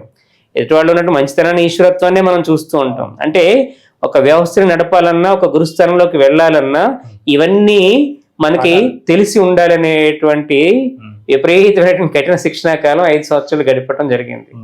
గడిపిన తర్వాత కాలంలో తల్లిగారి కాలం చేయటం, అక్కడ పరిణామాలు అవ్వటం, ఇక్కడ తర్వాత స్వామీజీయే ఇక్కడ సమయం అనుకూలంగా లేదు, కొంతకాలం ఊరిలో ఉన్నటువంటి దాన్ని సెట్ చేసిరా అని చెప్పి జంగారెడ్డిని పంపించడం. ఇక్కడ వీళ్ళు సాధుకులైనటువంటి వాళ్ళు ఈ విధంగా తిరగటంతో దగ్గర సేవ్ చేసుకున్నటువంటి ఒక 10 లక్షలు ఎంతో ఉంటే ఉద్యోగంలో చేసినట్టు అవి కాస్త అయిపోయి ఏదొస్తే దాన్ని కార్యక్రమాలు ఖర్చు పెట్టేయటం, ఏ కార్యక్రమం చేసినా 1,00,000-2 లక్షలు అవ్వటం, ఎవడు ఇవ్వకపోవటం, అప్పుల్లోకి వెళ్ళిపోవటం, పూర్తిగా ఆరికి ఏదో తాను తెచ్చుకున్నటువంటి ఏదో చిన్న సైట్ ఉంటే అది కూడా అమ్మేస్తారు, దాన్ని కూడా ఇందులో కార్యక్రమంలో పెట్టేయటం. దగ్గర అంటే ఏమి లేకుండా ఏదో వచ్చినా, అప్పు వచ్చినా, దానం వచ్చినా, ధర్మం వచ్చినా, మందున్నా ఏదున్నా చేసుకుంటూ ఆ కఠిన పరీక్ష కాలం అంతా గడిచిపోయింది. ఇంకా అక్కడికి వచ్చాక మనం మొండికేసి భీష్మించాం. సొంత స్థలం ఉంటేనే కానీ నేను కార్యక్రమం ఇక్కడ ఇది మిషన్ నేను చేయకూడదు, ఎవరిది తీసుకున్నాను చెప్పాను. ముందు ఈ LIGలో ఒకరిని అడిగి ఆ మూర్తిని తీసుకెళ్ళి, పీఠం తీసుకెళ్ళి అక్కడ పెట్టి అన్నదానం ఆ కరోనా టైంలో బ్రేక్ చేసాం. ఆ తర్వాత మళ్ళీ మొండి పట్టి దీన్ని కొని అతి కష్టం మీద అప్పుడు స్వామివారిని ఇక్కడికి మార్చి, ఈ మధ్యకాలంలో ఎన్ని జరిగినాయో, తర్వాత ఎవరెవరు వచ్చారో ఇంకా అవన్నీ పబ్లిక్ గా చెప్పకూడనటువంటి విషయాలు ఎన్నో ఉంటాయి, రహస్యాలు. ఏది హాస్టల్ గా ఉన్నటువంటి గురుస్థితిలో ఉన్నటువంటి వాళ్ళకి కూడా ఇవి కూడా. అంటే ఈ సందర్భంగా ఒక విషయం, చాలా ముఖ్యమైనటువంటి విషయం చెప్పాల్సినటువంటి విషయం ఏంటంటే, నువ్వు ఎంత సాధకుడు అయినా, ఎంత యోగ సాధన చేస్తున్నా, ఎంత మంత్ర సాధన చేస్తున్నా, నువ్వు ఎంత సేవ చేస్తున్నా కూడా ఆఖరికి ఇందాక నేను ఫస్ట్ చెప్పినటువంటిది ఏంటంటే, శరీరం మీద భ్రాంతి వదలకపోతే చిట్ట చివరికైనా శ్మశానంలోనైనా అది తప్పదు. ఎంత సాధన చేసినా చిట్ట చివరికి నువ్వు ఋషివైనా అక్కడ నీకేదో అయిపోతుందని అనుకున్నప్పుడు శరీరం పడిపోయేటప్పుడు ఖచ్చితంగా మళ్ళీ భయం అనేటువంటి మాయ పుడుతూ ఉంటుంది. అవునా? ఇంకా గొప్ప ఎంతో మంత్రసిద్ధి ఉన్నటువంటి, దేవతా సిద్ధి ఉన్నటువంటి వాళ్ళకి కూడా ఆ పొందినటువంటి జ్ఞానం వల్ల మనసులో ఏ మాత్రం చిన్న వాంఛ వాసన మిగిలి ఉన్నా ఈ సాధనా బలం అంతా అక్కడ భ్రష్టు పట్టిపోతుంది, ఈ తపస్సు అంతా కూడా అక్కడ భ్రష్టు పట్టిపోతుంది. అలా భ్రష్టు పట్టి వక్ర మార్గంలో ఉన్నటువంటి వాళ్ళ వల్ల ఆ సాధనా బలం కోసం బయట గురువులు మహాత్ములను పిలుచుకున్నటువంటి వాళ్ళు శరీరం వదిలిన తర్వాత వచ్చి నా మీద అటాకులు చేసి పీడించినటువంటి ఎక్స్పీరియన్స్లు అవి బయటికి పేర్లు వ్యక్తపరచలేనటువంటి సంఘటనలతోటి ఎన్నో పడి ఎన్నో ఫేస్ చేసినటువంటివి ఉన్నాయి. అవి అంతర్గతంగానే ఆ స్థితికి వచ్చినటువంటి వాళ్ళు ఆ స్థితిలో వాళ్ళు ప్రాబ్లం ఫేస్ చేస్తున్నప్పుడు కానీ వాళ్ళతో కానీ డిస్కస్ చేయకున్నటువంటి విషయాలు, అవి బయటికి చెప్పేటువంటి విషయాలు కాదు. అంటే ఇంతలా చెప్పడం ఏంటంటే మనసు యొక్క పరిణితి సంస్కారంలో శుద్ధి అవ్వకుండా చేసేటువంటి మంత్ర జప యోగ సాధనల వల్ల వక్ర మార్గంలో నువ్వు చేసిన బలం ఈ యొక్క ఉపాసన అంతా కూడా నీ యొక్క ఆలోచనకు వెళ్ళిపోయి ఆ నెగిటివ్ లో బలీయం అయిపోతాడు సాధకుడు. శరణాగతి అయి సంస్కారవంతుడై ఉన్నటువంటి వాడు ఉద్ధరింపబడతాడో, ఎలా ఉద్ధరింపబడతాడో, ఎంత చివరి స్థితికి వెళ్ళినా ఈ ఇంద్రియ వాంఛ కానీ ఎక్కడైనా ఏదైనా చిన్న బలహీనత కానీ ఏదైనా విషయాన్ని కానీ లోపల ఉంచుకొని బయటికి నటిస్తూ అనుభవం లేకుండా చేసేటువంటి ప్రచారాల వల్ల ఆర్భాటాల వల్ల అతని సాధన జీవితం నాశనం అవటమే కాకుండా వంశం నాశనం అవటమే కాకుండా శరీరం వదిలేసిన తర్వాత కూడా ప్రేతలుగా ఉండి సాధకులు బిడించి తినేటువంటి జన్మలు వస్తున్నాయి. అది కూడా స్వయంగా అనుభవపూర్వకంగా గ్రహించగలిగాం. ఎందుకంటే ఇవన్నీ కూడా భవిష్యత్తులో మీరు ఏ విధంగా అయితే ఈ ప్రపంచానికి తెలియజేయబడాలో లేదా ఈ విధంగా అయితే ఉండాలి ఒక ప్రపంచానికి తెలియజేయబడటానికి నేను నా శక్తితో నా ఉపాసన అవసరం లేదు. గురు పరంపర వాక్కు చాలు. నువ్వెక్కడికి వెళ్ళినా నేను ఉన్నానటువంటి వాళ్ళు, నీతో నేను ఉన్నానటువంటి అమ్మ, సాయినాథుడు, సాధనలోకి వచ్చినప్పుడు నువ్వే దత్తుడు నేనే దత్తుడు అని చెప్పేటువంటి మనకి అహం అని చెప్పేటువంటి స్థితి అన్నిటికంటే మించి ఒక సామాన్యుడికైనా నీలోకి ఇంకా శ్వాస వెళుతూ ఉంది అంటే నువ్వు ఇంకా అమ్మ కృపకి పాత్రుడివే కదా, అవునా కదా? నువ్వు మంచి పనులు చేసావా, చెడు పనులు చేసావా, పుణ్యాత్ముడువా పాపాత్ముడు పక్కకు పెట్టి నీ ఉనికిని ఇంకా ప్రపంచంలో నీ ఉనికిని నిలపటం కోసం నీలోకి ప్రాణశక్తి లోపలికి వెళ్తుందంటే నువ్వు ఇంకా అమ్మ కృపకి అర్హుడవే, అవునా? అటువంటి స్థితి నుంచి నేనున్నాను చెయ్యి అని చెప్పని ఆదేశించినటువంటి స్థితి వరకు శరీరాన్ని తానే వాడుకున్నప్పుడు నా సాధనతో నా శక్తితో పనేముంది, అవసరం ఏముంది? నా తపస్సుతో అవసరం ఏముంది? అంటే బయటికి చెప్పాల్సిన అవసరం ఏముంది? నన్ను నమ్మి నా దగ్గరికి వచ్చినటువంటి వాళ్ళకి, గురువుని నమ్మినటువంటి వాళ్ళకి ఏం జరిగిందో వాడికి మాత్రమే తెలుస్తుంది. లోక కళ్యాణం కోసము ఈ ప్రపంచానికి మీరు చేయవలసిన ఎన్నో కార్యక్రమాలు ఉన్నాయని కదా మీకు ఆ మిషన్ ని ముందుకు వెళ్ళమని చేయమనే కదా అక్కడ గురు పరంపర ఆదేశించింది. కాబట్టి మీ కార్యక్రమాలు ఇవన్నీ కూడా ఇప్పుడు ఏ విధంగా దాన్ని ముందుకు తీసుకెళ్తున్నారు గురుగారు? పిండి కొద్ది రొట్టి, అవునా? ప్రతి వాడికి ఒక్కొక్క మంచి ఉన్నట్టుగానే చెడు ఉంటుంది. నాకు జన్మతః ఒక లోపం ఉంది. తండ్రినైనా ఎవరినైనా అడగటం చేత కాదు. 10 మందికి మనం ఇవ్వాలి అంటే, చెయ్యాలంటే మెటీరియలైజ్డ్గా ఉన్నటువంటి ఈ లోకంలో ఖచ్చితంగా ధనం అవసరం, నలుగురు మంది అవసరం. పూర్వం సాధకులు సేవకులు ఉండేవారు. ఇప్పుడు అందరూ సేవకుల పేరుతో ఉన్నటువంటి జీతగాళ్లే కానీ రియల్గా ఉన్నటువంటి సేవకులు ఎవరూ లేరు. డబ్బు లేకుండా జీతం ఇవ్వకుండా ఎవరూ చేయలేరు. అది అన్యాయం, అధర్మం అని కూడా నేను చెప్పట్లేదు. ఎందుకంటే వాడి ధర్మం వాడికి గడవాలి కదా. ఇటువంటి పరిస్థితుల్లో ఈ పరీక్షాకాలం, ఈ కరోనాకాలం ఇవన్నీ దాటుకుని అక్కడ ఉన్నటువంటి బాధ్యతలు తీర్చుకుని వచ్చేసరికి సమయం ఎంత పట్టింది, అర్థమవుతుందా? ఎవరో ఆ టైంకి వచ్చి అక్కడ ఏదైనా దక్షిణ పెట్టిందో, నాకేదైనా కలిగిందో, ఇలా చేస్తున్నాం అని చెప్పని పరీక్షతో పాటుగా బళ్ళార్లో మనకి ఎలా జరిగినట్టుగానే మంచి చేస్తుందని చెప్పి ఎవరైనా ఒక 5,000 10,000 ఇవ్వటము, అలా చేస్తూ వెళ్ళటం. ఒక లాస్ట్ 3 సంవత్సరాల నుంచి మేము చేసిన శివరాత్రి కార్యక్రమాలకి 1000 మంది వస్తారు. 100 రకాల ద్రవ్యాలతోటి, కేవలం మట్టితోటే మృత్తికా శివలింగాన్ని చేసి ఎంతమంది వస్తే అంతమందితోటి స్వహస్తాలతోటి మేము అభిషేకం చేయిస్తాం. అభిషేకం చేయించే విధానం కూడా ఎలా ఉంటుందంటే, అంటే లోక కళ్యాణం కోసం అక్కడ చేసేటువంటిది ముందు చిన్నగా శివరాత్రి చేయటం మొదలు పెట్టాం. 2వ శివరాత్రికో 3వ శివరాత్రికో మా పిల్లలు కావాల్స్తే వీడియో చూపిస్తారు, ఇస్తారు. ఒక శివరాత్రి సమయంలో నేను మామూలుగా చేస్తూనే ఉన్నాను, ఓం నమః శివాయ అంటూ పక్కన జరుగుతూనే ఉన్నారు. ఆ శివలింగంలోకి కళ్ళు, ముక్కు, చెవులు, నోరు కూడా వచ్చేసినాయి. ఓం నమః శివాయ అని చెప్పి విభూది వేసి అన్నప్పుడు కళ్ళు ఇలా మూసుకుని మళ్ళీ వెంటనే అలా కళ్ళు తెరవటం. బయట ఆ వీడియో చూసిన వాళ్ళందరూ మనం మూర్తులకి పెడతాం కదా, అలా ఏవో పెట్టేవారు అనుకున్నారు. అవి వచ్చిన సంగతి కూడా నాకు తెలియదు. నేను నా దృష్టిలో నేను శివాలయంలో నేను ఉన్నాను. మన్నాడు ఈ వీడియోలు చూసినటువంటి వాళ్ళందరూ అక్కడ ఏం పెట్టారు ఏంటని చెప్పి నాకు ఫోన్ చేస్తే అప్పుడు చూస్తే అక్కడ స్పష్టంగా అప్పుడు కనిపించింది. ఆ రోజు రాత్రి అక్కడ నిద్ర చేసినటువంటి వాడికి ఆ పక్కన దీపారాధన యొక్క వెలుగు ఈ శివలింగం మీద పడి, ఈ శివలింగం మించి షాడో అక్కడ ఈశ్వరుడు మనం రూపంగా త్రిశూలం పట్టున ఎలా ఉంటాడో ఆ షాడో గోడ మీద పడి ఉంది. రాత్రి పడుకున్నటువంటి ఒక ఇంజనీరింగ్ స్టూడెంట్ కి మధ్యలో ఎందుకో వీడు నిద్ర ఇలా తీసేసరిగా రూపం చూసరికి భయపడి ముసుకేసి పడుకుంది. ఆ రోజు నుంచి ఈ రోజు వరకు ఎప్పుడు కూడా శివరాత్రికి రాకపోవటం కానీ, ఎన్ని పనులు ఉన్నా శివ చేయటం కానీ చేయకుండా ఉండేటువంటి అంతటి అనుభూతి అతనికి పొందాడు. అతని జీవన విధానం ఎలా ఉన్నా ఏం చేస్తున్నా కూడా మామూలుగా తిరిగేటువంటి పిల్లలు. ఇక్కడ ప్రతి ఆదివారం ఒక్కొక్కరు బిల్డర్లు ఉన్నారు, వాళ్ళు ఉన్నారు. ప్రతి ఆదివారం ఒక ఇద్దరు ప్రసాద్ అని వీళ్ళు మాకు ముందు నుంచి అలవాటు పడినటువంటి వాళ్ళు ఉన్నారు. పొద్దున్నే రావటం, కూరగాయలన్నీ కట్ చేయటం, సామాన్లన్నీ వాళ్ళే కడగటం, మాకున్న ఆ చిన్న కంజెస్టెడ్ ప్లేస్లోనే ఒక 200-300 మందికి ఫుడ్ ప్రిపేర్ చేయటం, ప్యాక్ చేయటం, మళ్ళీ సామాన్లన్నీ ఇక్కడికి పెట్టుకుంటాం. అవి మళ్ళీ పట్టుకెళ్ళి హాస్పిటల్లో ఉన్నటువంటి వాళ్ళు ఉన్నటువంటి పేషెంట్స్ అందరికి మేము ఆ ప్రసాదం ఇక్కడ చేసి, ఇక్కడ నివేదన చేసి పదార్థాన్ని పట్టుకెళ్ళి అప్పుడు డిస్ట్రిబ్యూట్ చేస్తాం ప్రసాదంగా. ఇక్కడ జరుగుతున్నటువంటి సేవ అది. ఇక్కడ మాకు సొంత స్థలం కానీ ప్రదేశం కానీ ఉంటే, ఇప్పుడు ఆశ్రమం అంటే ఏంటి, మనలో ఉన్నటువంటి భక్తిని దేశకాల పరిస్థితుల వల్ల కోల్పోకుండా తగిన ధైర్యాన్ని, నమ్మకాన్ని ఇచ్చి భగవంతుడిపైన విశ్వాసాన్ని కల్పించడానికి తగిన ఆశ్రయాన్ని కల్పించేటువంటి స్థానం. అదే కదా ఆశ్రమం అనేటువంటిది. అది ఇవ్వాలన్నా, మనం ఈ కార్యక్రమం వెళ్ళాలన్నా వ్యవస్థ మిషన్ అనేది 10 మంది అందులో భాగస్వాములు అయ్యి ముందుకు వస్తే అది గొప్పగా వెళ్తుంది.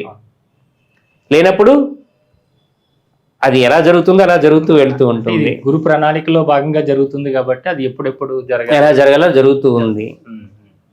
ఎలాంటి వాళ్ళు గురుగారు మీ దగ్గరికి? ఇప్పుడు ఇక్కడ మనం ఇందాక చెప్పాను చూసారా, గురువు శిష్యుడు అంటే ఏంటనేది. అంటే గురువు యొక్క ఆశయాన్ని తన ఆశయంగా తీసుకున్నటువంటి వాడు కావాలి. ముందు ఒక ఇల్లు కట్టాలని ఒక స్తంభం నిలబడాలి, సెంటర్ లో నిట్రాడ్లా నేను నిలబడి ఉన్నాను గురువు యొక్క ఆదేశంతో. దాని భాగస్వామిగా ఎవరు పంచుకోవడానికి పక్కన నిలబడి వస్తే పక్కన నాతో పాటు పక్కన ఇంకో 4 స్తంభం నిలబడితే అది ఇల్లు అవుతుంది, అది ఆశ్రమం అవుతుంది. అవునా? ఆ జ్ఞాన మార్గాన్ని ఎవరి జీవితాన్ని వాళ్ళు ఉద్ధరించుకుంటానికి మనకి ఇది ఒక గురు పరంపర, లేకపోతే ఇక్కడ ఒక స్థానం ఉంది అనేటువంటి ఆలోచన కలిగి మనకు పరిచయం ద్వారానో, గురువు ప్రేరణ ద్వారాతో, దైవ ప్రేరణతో ఎవరు వస్తారో వాళ్ళతోటి నిర్మించుకుంటూ వెళ్ళటం. అంటే మీరు అది ఎవరు వస్తారో ఎవరికి ప్రాప్తం ఉంది, అది అంతే. వాళ్ళు ఈశ్వర కృప, గురు కృప అని దానికి కూడా ఒక అర్హత ఉండాలి కదా. ఖచ్చితంగా. అట్లాంటి వాళ్ళు ఇప్పుడు ఒకవేళ అంటే కొన్ని విషయాలు నేను చెప్పకూడదు, ఎంతో కొన్ని గోల్డ్ మైన్స్ లీజ్ కొన్ని బయట కంట్రీల్లో కూడా ఉండి ఇక్కడ ఏవో వ్యవహారాలు జరిగి కోర్టులో తిరిగినటువంటి కోటీశ్వర్లు కూడా దొంగచాటుగా తిరుగుతూ మేము అది చేస్తాం గురుగారు, ఇది చేస్తాం గురుగారు, మాకు వచ్చేయండి ఇచ్చేయండి అని చెప్పని వచ్చి అర్ధరాత్రుల కాడికి వచ్చి కాళ్ళు పట్టుకుని ప్రసాదాలు తీసుకుని వెళ్ళినటువంటి వాళ్ళు ఉన్నారు. నాకు ఇదైతే అది చేస్తాను, అదైతే ఇచ్చేస్తానని చెప్పని వచ్చి పని అయిన తర్వాత పక్కకెళ్ళి ఆయనకి కోపం ఎక్కువ లేకపోతే ఇదని చెప్పని పక్కకెళ్ళేటువంటి వాడు. ఇది ఉన్నటువంటిది ఆధ్యాత్మికం. ఇందులో మొహమాటానికో సిగ్గుకో ఇంకోటి ఉండదు. ఉన్నది ఉన్నట్టుగా మొహమాటం లేకుండా చెప్పాలి, లేకపోతే నా ధర్మాన్ని నేను కోల్పోయినట్టు ఉంటాను. వాడికి నచ్చట్లేదని చెప్పి నేను మార్చుకుంటే అది నా ధర్మానికి వ్యతిరేకం కదా. బయటకు వెళ్ళి మన మీద రాళ్ళు వేయటంటే ముందే వాడి మీద రాళ్ళు వేయకుండా ఉండేలాగా. ఇంకా కొంతమంది దొంగచాటుగా మన దగ్గరికి వచ్చి నటించి మన దగ్గర ఏదైనా ఉంటే తీసుకెళ్లేటువంటి వాళ్ళు, ఇలాంటి ఎన్నో రకాలు ఉన్నాయి. ఇప్పుడు మనం ఒక మంచినీటి కోసం బోర్ వేస్తే ముందు వచ్చేది మురికి నీరే వస్తుంది. బోరు పడిన తర్వాత కూడా నీరు స్వచ్ఛం అవడానికి కొంత టైం పడుతుంది. ఒకటి పడిన తర్వాత మిగిలిన అన్ని రావడానికి ఎంతో టైం పడదు. ఈశ్వర కృప వల్ల అటువంటి గడియలు వచ్చినాయి అని అనుకుంటున్నాను. అది ఎవరు ముందుకు వచ్చి దాంట్లో భాగస్వాములు అయ్యి దాన్ని ఎవరు ఇందులో పంచుకుంటారో ఎవరెవరి ప్రాప్తం బట్టి వాళ్ళు రావాలి. ఎవరు రాకపోయినా ఇప్పుడున్నాను నేను ఇప్పటి వరకు బయటికి రానటువంటిది మీకు ఎందుకు ఇచ్చానంటే మిషన్ నడవాలి అంటే జ్ఞానం కూడా 10 మందికి వెళ్ళాలి, విషయం చెప్పాలి. కాబట్టి ఇప్పుడు నేను ఇక్కడ కూర్చుని చెప్పడానికి నేను శరీరానికి శక్తి వాక్ ఇస్తే చాలు. నేను మీకైతే ఏం రూపాయి ఇవ్వలేదు. మీకు మీరుగా ఫోన్ చేస్తే మీరు 2-3 సార్లు ఫోన్ చేసి రమ్మలేదు. మీకు మీరుగా వచ్చి దాన్ని తీసుకుని వెళ్తున్నారంటే అదేంటది? ఈశ్వర సంకల్పమే కదా, అంతే. గురు ప్రేరణే కదా, అవును. అందుకని రమ్మన్నాను. అవును. అంటే ఆయన ప్రేరణ లేకుండా ఏది జరగదు కదా. ఇప్పుడు సడన్ గా మీరు అంతకుముందు 3 సార్లు ఫోన్ చేసినా మనకు కుదరలేదు. మీరు ఫోన్ చేస్తే సరే రండి వెంటనే అని చెప్పిన, ఎందుకంటే అది ఈశ్వర సంకల్పం, గురు ప్రేరణ. ఇప్పుడు మనం అనుకున్నటువంటి ఇది ఎవరికి జరుగుతుందో, ఎక్కడ జరుగుతుందో, ఎవరు వస్తారో, అవును. ఏ రకంగా జరుగుతుందో అనేది మనకు తెలియదు. అవును గురుగారు. అవునా కదా? ఆ ఉద్దేశంతో రమ్మని చెప్పింది. అవునండి. అనుకోకుండా మనం ఇంత విషయాలు మాట్లాడుతూ జరిగింది. చాలా అంటే ఇవన్నీ ఏంటంటే గురుగారు, ఇప్పుడు ఒక సాధకుడు సంస్కారం ఉండి అవును. జ్ఞానం కోసం తాపత్రయపడుతూ ఉమ్, భగవంతుని తన జీవితాన్ని ఉద్ధరించుకోవాలనేటువంటి తాపత్రయంతో మనకంటూ మన స్థానం ఒకటి కావాలనుకునేటువంటి వాడికి ఉమ్, గురువు అంటే ఎవడో అక్కడ ఇక్కడ కాకుండా ఇది నా స్థానం అనుకునే విశ్వాసం, నమ్మకం కలిగినటువంటి వాడు ఎవడైనా అవును. ఇందులో భాగస్వామి కావచ్చు. అవును గురు. అవును గురు. తన జీవితాన్ని తాను ఉద్ధరించుకోవాలనుకున్నటువంటి వాడికి. ఎందుకంటే సాధనలో ఈ రోజున ఒక దీక్ష, ఒక మంత్రము తీసుకోగానేను, లేదంటే ఒక ధ్యానంలో కూర్చోగానేను మనకు అన్ని అనుకూలంగా అయిపోతాయని భావించే వాళ్ళకి, ఇప్పుడు మీలాంటి వాళ్ళు ఇలాంటివి ఈ సాధకులకు ఎన్ని కష్టాలు ఎన్ని ఎదుర్కొని గురువులు ఎన్ని పరీక్షలు పెడతారో తెలుసుకుంటే ఓహో, అన్ని ఇన్ని ఉంటాయా. అన్ని స్థితుల కన్నా ఉమ్, ఒక గురువుగా పిలువబడటం కానీ, గురుస్థానంలో కూర్చుంటాం కానీ అత్యంత ముళ్ళ కిరీటం మీద కూర్చున్నటువంటిది, అత్యంత కష్టతరమైనటువంటిది, అత్యంత ఉన్నతమైనది. ఉమ్. అవును. అవును గురుగారు. అది మనం బయట అనుకున్నట్టుగా మనం 4 విషయాలు తెలుసుకున్నాం కదా, ప్రచారం చేద్దాం, మొదలు పెడదాం, ఇలా వెళ్ళిపోదాం అంటే కుదరదు. అవును. గురువు అని చెప్పి నేను నమ్మి నీ కాళ్ళు పట్టుకున్నటువంటి నువ్వు ఉద్ధరించలేకపోయినప్పుడు నేను పిలిచినటువంటి వ్యర్థమే కదా. అవును. ఆ కాళ్ళు నమస్కారం చేసినందుకు వాడి మంచి చెడ్లు, వాడి పాపుణ్యాలు మళ్ళీ నీకు అంటుకుంటాయి. అవును. అవునా కదా? ఖచ్చితంగా గురువు అంటే ఇటు భౌతికంగాను అటు ఆధ్యాత్మికంగా 2 రకాలుగా ఉద్ధరించాలి వచ్చిన వాళ్ళని. గురువు అనేటువంటి పదానికి వివరణ మనం ఎంత చెప్పుకున్నా అది ఇంతలో ఉంటుందని చెప్పని ప్రామాణికంగా పరిమాణంలో చూపించేటువంటిది కాదు. అవును. అది తల్లి, తండ్రి, భర్త, నువ్వు లేకపోతే స్నేహితుడా, హితుడా, నువ్వు ఏ రిలేషన్ పిలుస్తావో అక్కడ రిలేషన్తో సంబంధం లేకుండా అన్ని రిలేషన్ అనేటువంటి ఉపకరణాలతో నువ్వు ఎంత ప్రేమ పొందుతావో ఇంద్రియాలతోటి, అంత ప్రేమతో పాటు ఆ ఇంద్రియాలు మౌనం అయినప్పుడు నువ్వు పొందే అనంతమైనటువంటి ఆనందం కూడా కలిపితే ఏదో అది గురుస్వరూపం. దాన్ని నువ్వు ఏ విధంగా వ్యక్తం చేయగలుగుతావు? ప్రాథమికంగా ఆయన నా తండ్రి అంటావు, నా దైవం అంటావు, నా గురువు అనుకుంటావు, ఇంకా ఉన్నటువంటి వాడు నా స్నేహితుడు అనుకుంటాడు, నువ్వే ఏవో రకాల ఉపకరణాలతో వస్తాడు. కొంతమంది నీలోనే లయం అయిపోతే నాకు నువ్వే అనుకుంటూ వస్తూ ఉంటాడు. ఇందాక మనం అనుకున్నట్టుగా ఎవడి యొక్క ఆలోచన పరిణితిని బట్టి వాడు తెలుసుకోగలడు, గురువు యొక్క కృపను పొందుతున్నాడు పరిమాణంలో. గురువు పరిమాణం ప్రేమ ఎప్పుడు దగ్గరికి వచ్చినటువంటి కుక్క అయినా, పిల్లైనా, మంచుడైనా, చెడ్డోడైనా అందరినీ ఉద్ధరించాలని, తనకంటే ఉన్నతుడిగా తీర్చిదిద్దాలనే తాపత్రయపడుతూ ఉంటుంది. కానీ వ్యత్యాసాలు ఎక్కడ వస్తున్నాయంటే ఆలోచన పరిణితుల్లో, సంకల్పంలో ఉన్నటువంటి భేదభావం వల్ల ఆ విధంగా బుద్ధిమాన్యం ఇంకా కాకనప్పుడు, సంపూర్ణ శరణాగతి అందులో ఉండేటువంటి వ్యత్యాసాల వల్ల కానప్పుడు వాళ్ళు పొందేటువంటి ప్రసాదంలో కూడా తేడా ఉంటుంది. ఇంకా ఇప్పుడు అందరికీ అంత ప్రాప్తం ఉంటుందా, లేకపోతే నేను అర్హున్నా కాదా, నేను సాధన చేయొచ్చా లేదా, నాకు బాగుంటుంది కదా ఇత్యాది ఎన్నో రకాలైనటువంటి సందేహాలు వ్యక్తీకరించి అనుసంధానం చేయాల్సినటువంటి అవసరం ఎంతో ఉంది. ప్రస్తుత కాలంలో యథార్థంగా చెప్పాలంటే మంత్రం కన్నా, భక్తి కన్నా, సాధన కన్నా లోకానికి కావాల్సింది విలువలు కోల్పోయి జీవితాన్ని కేవలం శారీరక సుఖం కోసమే ముందుకు వెళ్ళి మానసిక ప్రశాంతత అనేది తెలియకుండా కేవలం డబ్బు, సొసైటీలో ప్రతిష్టల కోసమే వెళ్ళి మానసిక ప్రశాంతత లేకుండా మనసుకి ప్రశాంతతకి స్వాంతనకి నమ్మినటువంటి ఒక స్థానం, ప్రేమగా దగ్గరికి వెళ్ళడానికి, మనసులో ఉన్నది పంచుకోవడానికి అనేటువంటి స్థానం కూడా ఒకటి లేకుండా ఉన్నటువంటి వాళ్ళే ఎక్కువ. ఇప్పుడు మనకంటూ వాళ్ళ జీవన విధానంలో నాకంటూ ఇది ఉందని చెప్పని వాడు ఏ స్థితిలో ఉన్నా, ఏ పరిస్థితుల్లో ఉన్నా ప్రేమగా ప్రతి ఒక్కరిని కుల, మత, జాతి, లింగ, వయసుతో సంబంధం లేకుండా నమ్మకంతో ప్రేమగా ఒక స్థానానికి వెళ్ళడానికి కానీ, ఒకరితో పంచుకుంటానికి కానీ ఉండేటువంటి అవసరం చాలా ఎక్కువ. మీరు ఇంకా ఎక్కడో భక్తి, మంత్రం, తంత్రం, యోగం అని అంటున్నారు. ఆ భక్తి మంత్రం తంత్రం యోగంగా ప్రచారం అనుభవం లేకుండా ప్రచారం చేస్తూ మిడిమిడి జ్ఞానంతో ఇచ్చేటువంటి వల్ల ఉన్నటువంటి జీవనం ఎందుకు వచ్చామో ఎందుకు వెళ్తున్నామో తెలియకుండా, మనిషి యొక్క విలువలు తెలియకుండా మానసికమైనటువంటి ఇబ్బందులు పడుతుంది, కోల్పోయి భక్తి పేరుతో వెళ్ళి అక్కడ ఉన్నటువంటి నమ్మకాన్ని కోల్పోయి జరిగినటువంటి మోసాల వల్ల ఏం జరుగుతుందో కూడా తెలియనటువంటి స్థితిలో నమ్మాలా వద్దా, ఎవరన్నా గురువు అంటే కూడా అక్కడికి ఎందుకు వెళ్ళాలి, అసలు ఇదంతా ట్రాష్ అంటూ బలహీనులేమో వేరే నమ్మకాల వైపు వెళ్తున్నారు. ఆదరణ లేక మనల్ని మనవాడు అనుకున్నటువంటి వాడు ఉన్నటువంటి స్థితిలో, బంధాలు బంధుత్వాలు పోయినటువంటి స్థితిలో ఆదరించేటువంటి వాడు ఎవరు? భగవంతుడు. భగవంతుడి దగ్గర ఉండేటువంటి భగవంతుని ప్రతినిధులను చెప్పుకునేటువంటి వాళ్ళు సమానత్వంగా ఆదరించలేక, ఆ ప్రేమని అక్కడ స్థలంలో పొందలేక, ఎక్కడ ప్రేమ పంచుతున్నారని అనుకుంటే అక్కడ ఆ నమ్మకాలకి వెళ్ళిపోతూ ఉన్నారు. అందుకే కదా పరాయి నమ్మకాలకి పరాయి యొక్క తత్వాలకి ఇక్కడ ఆధారం అయింది.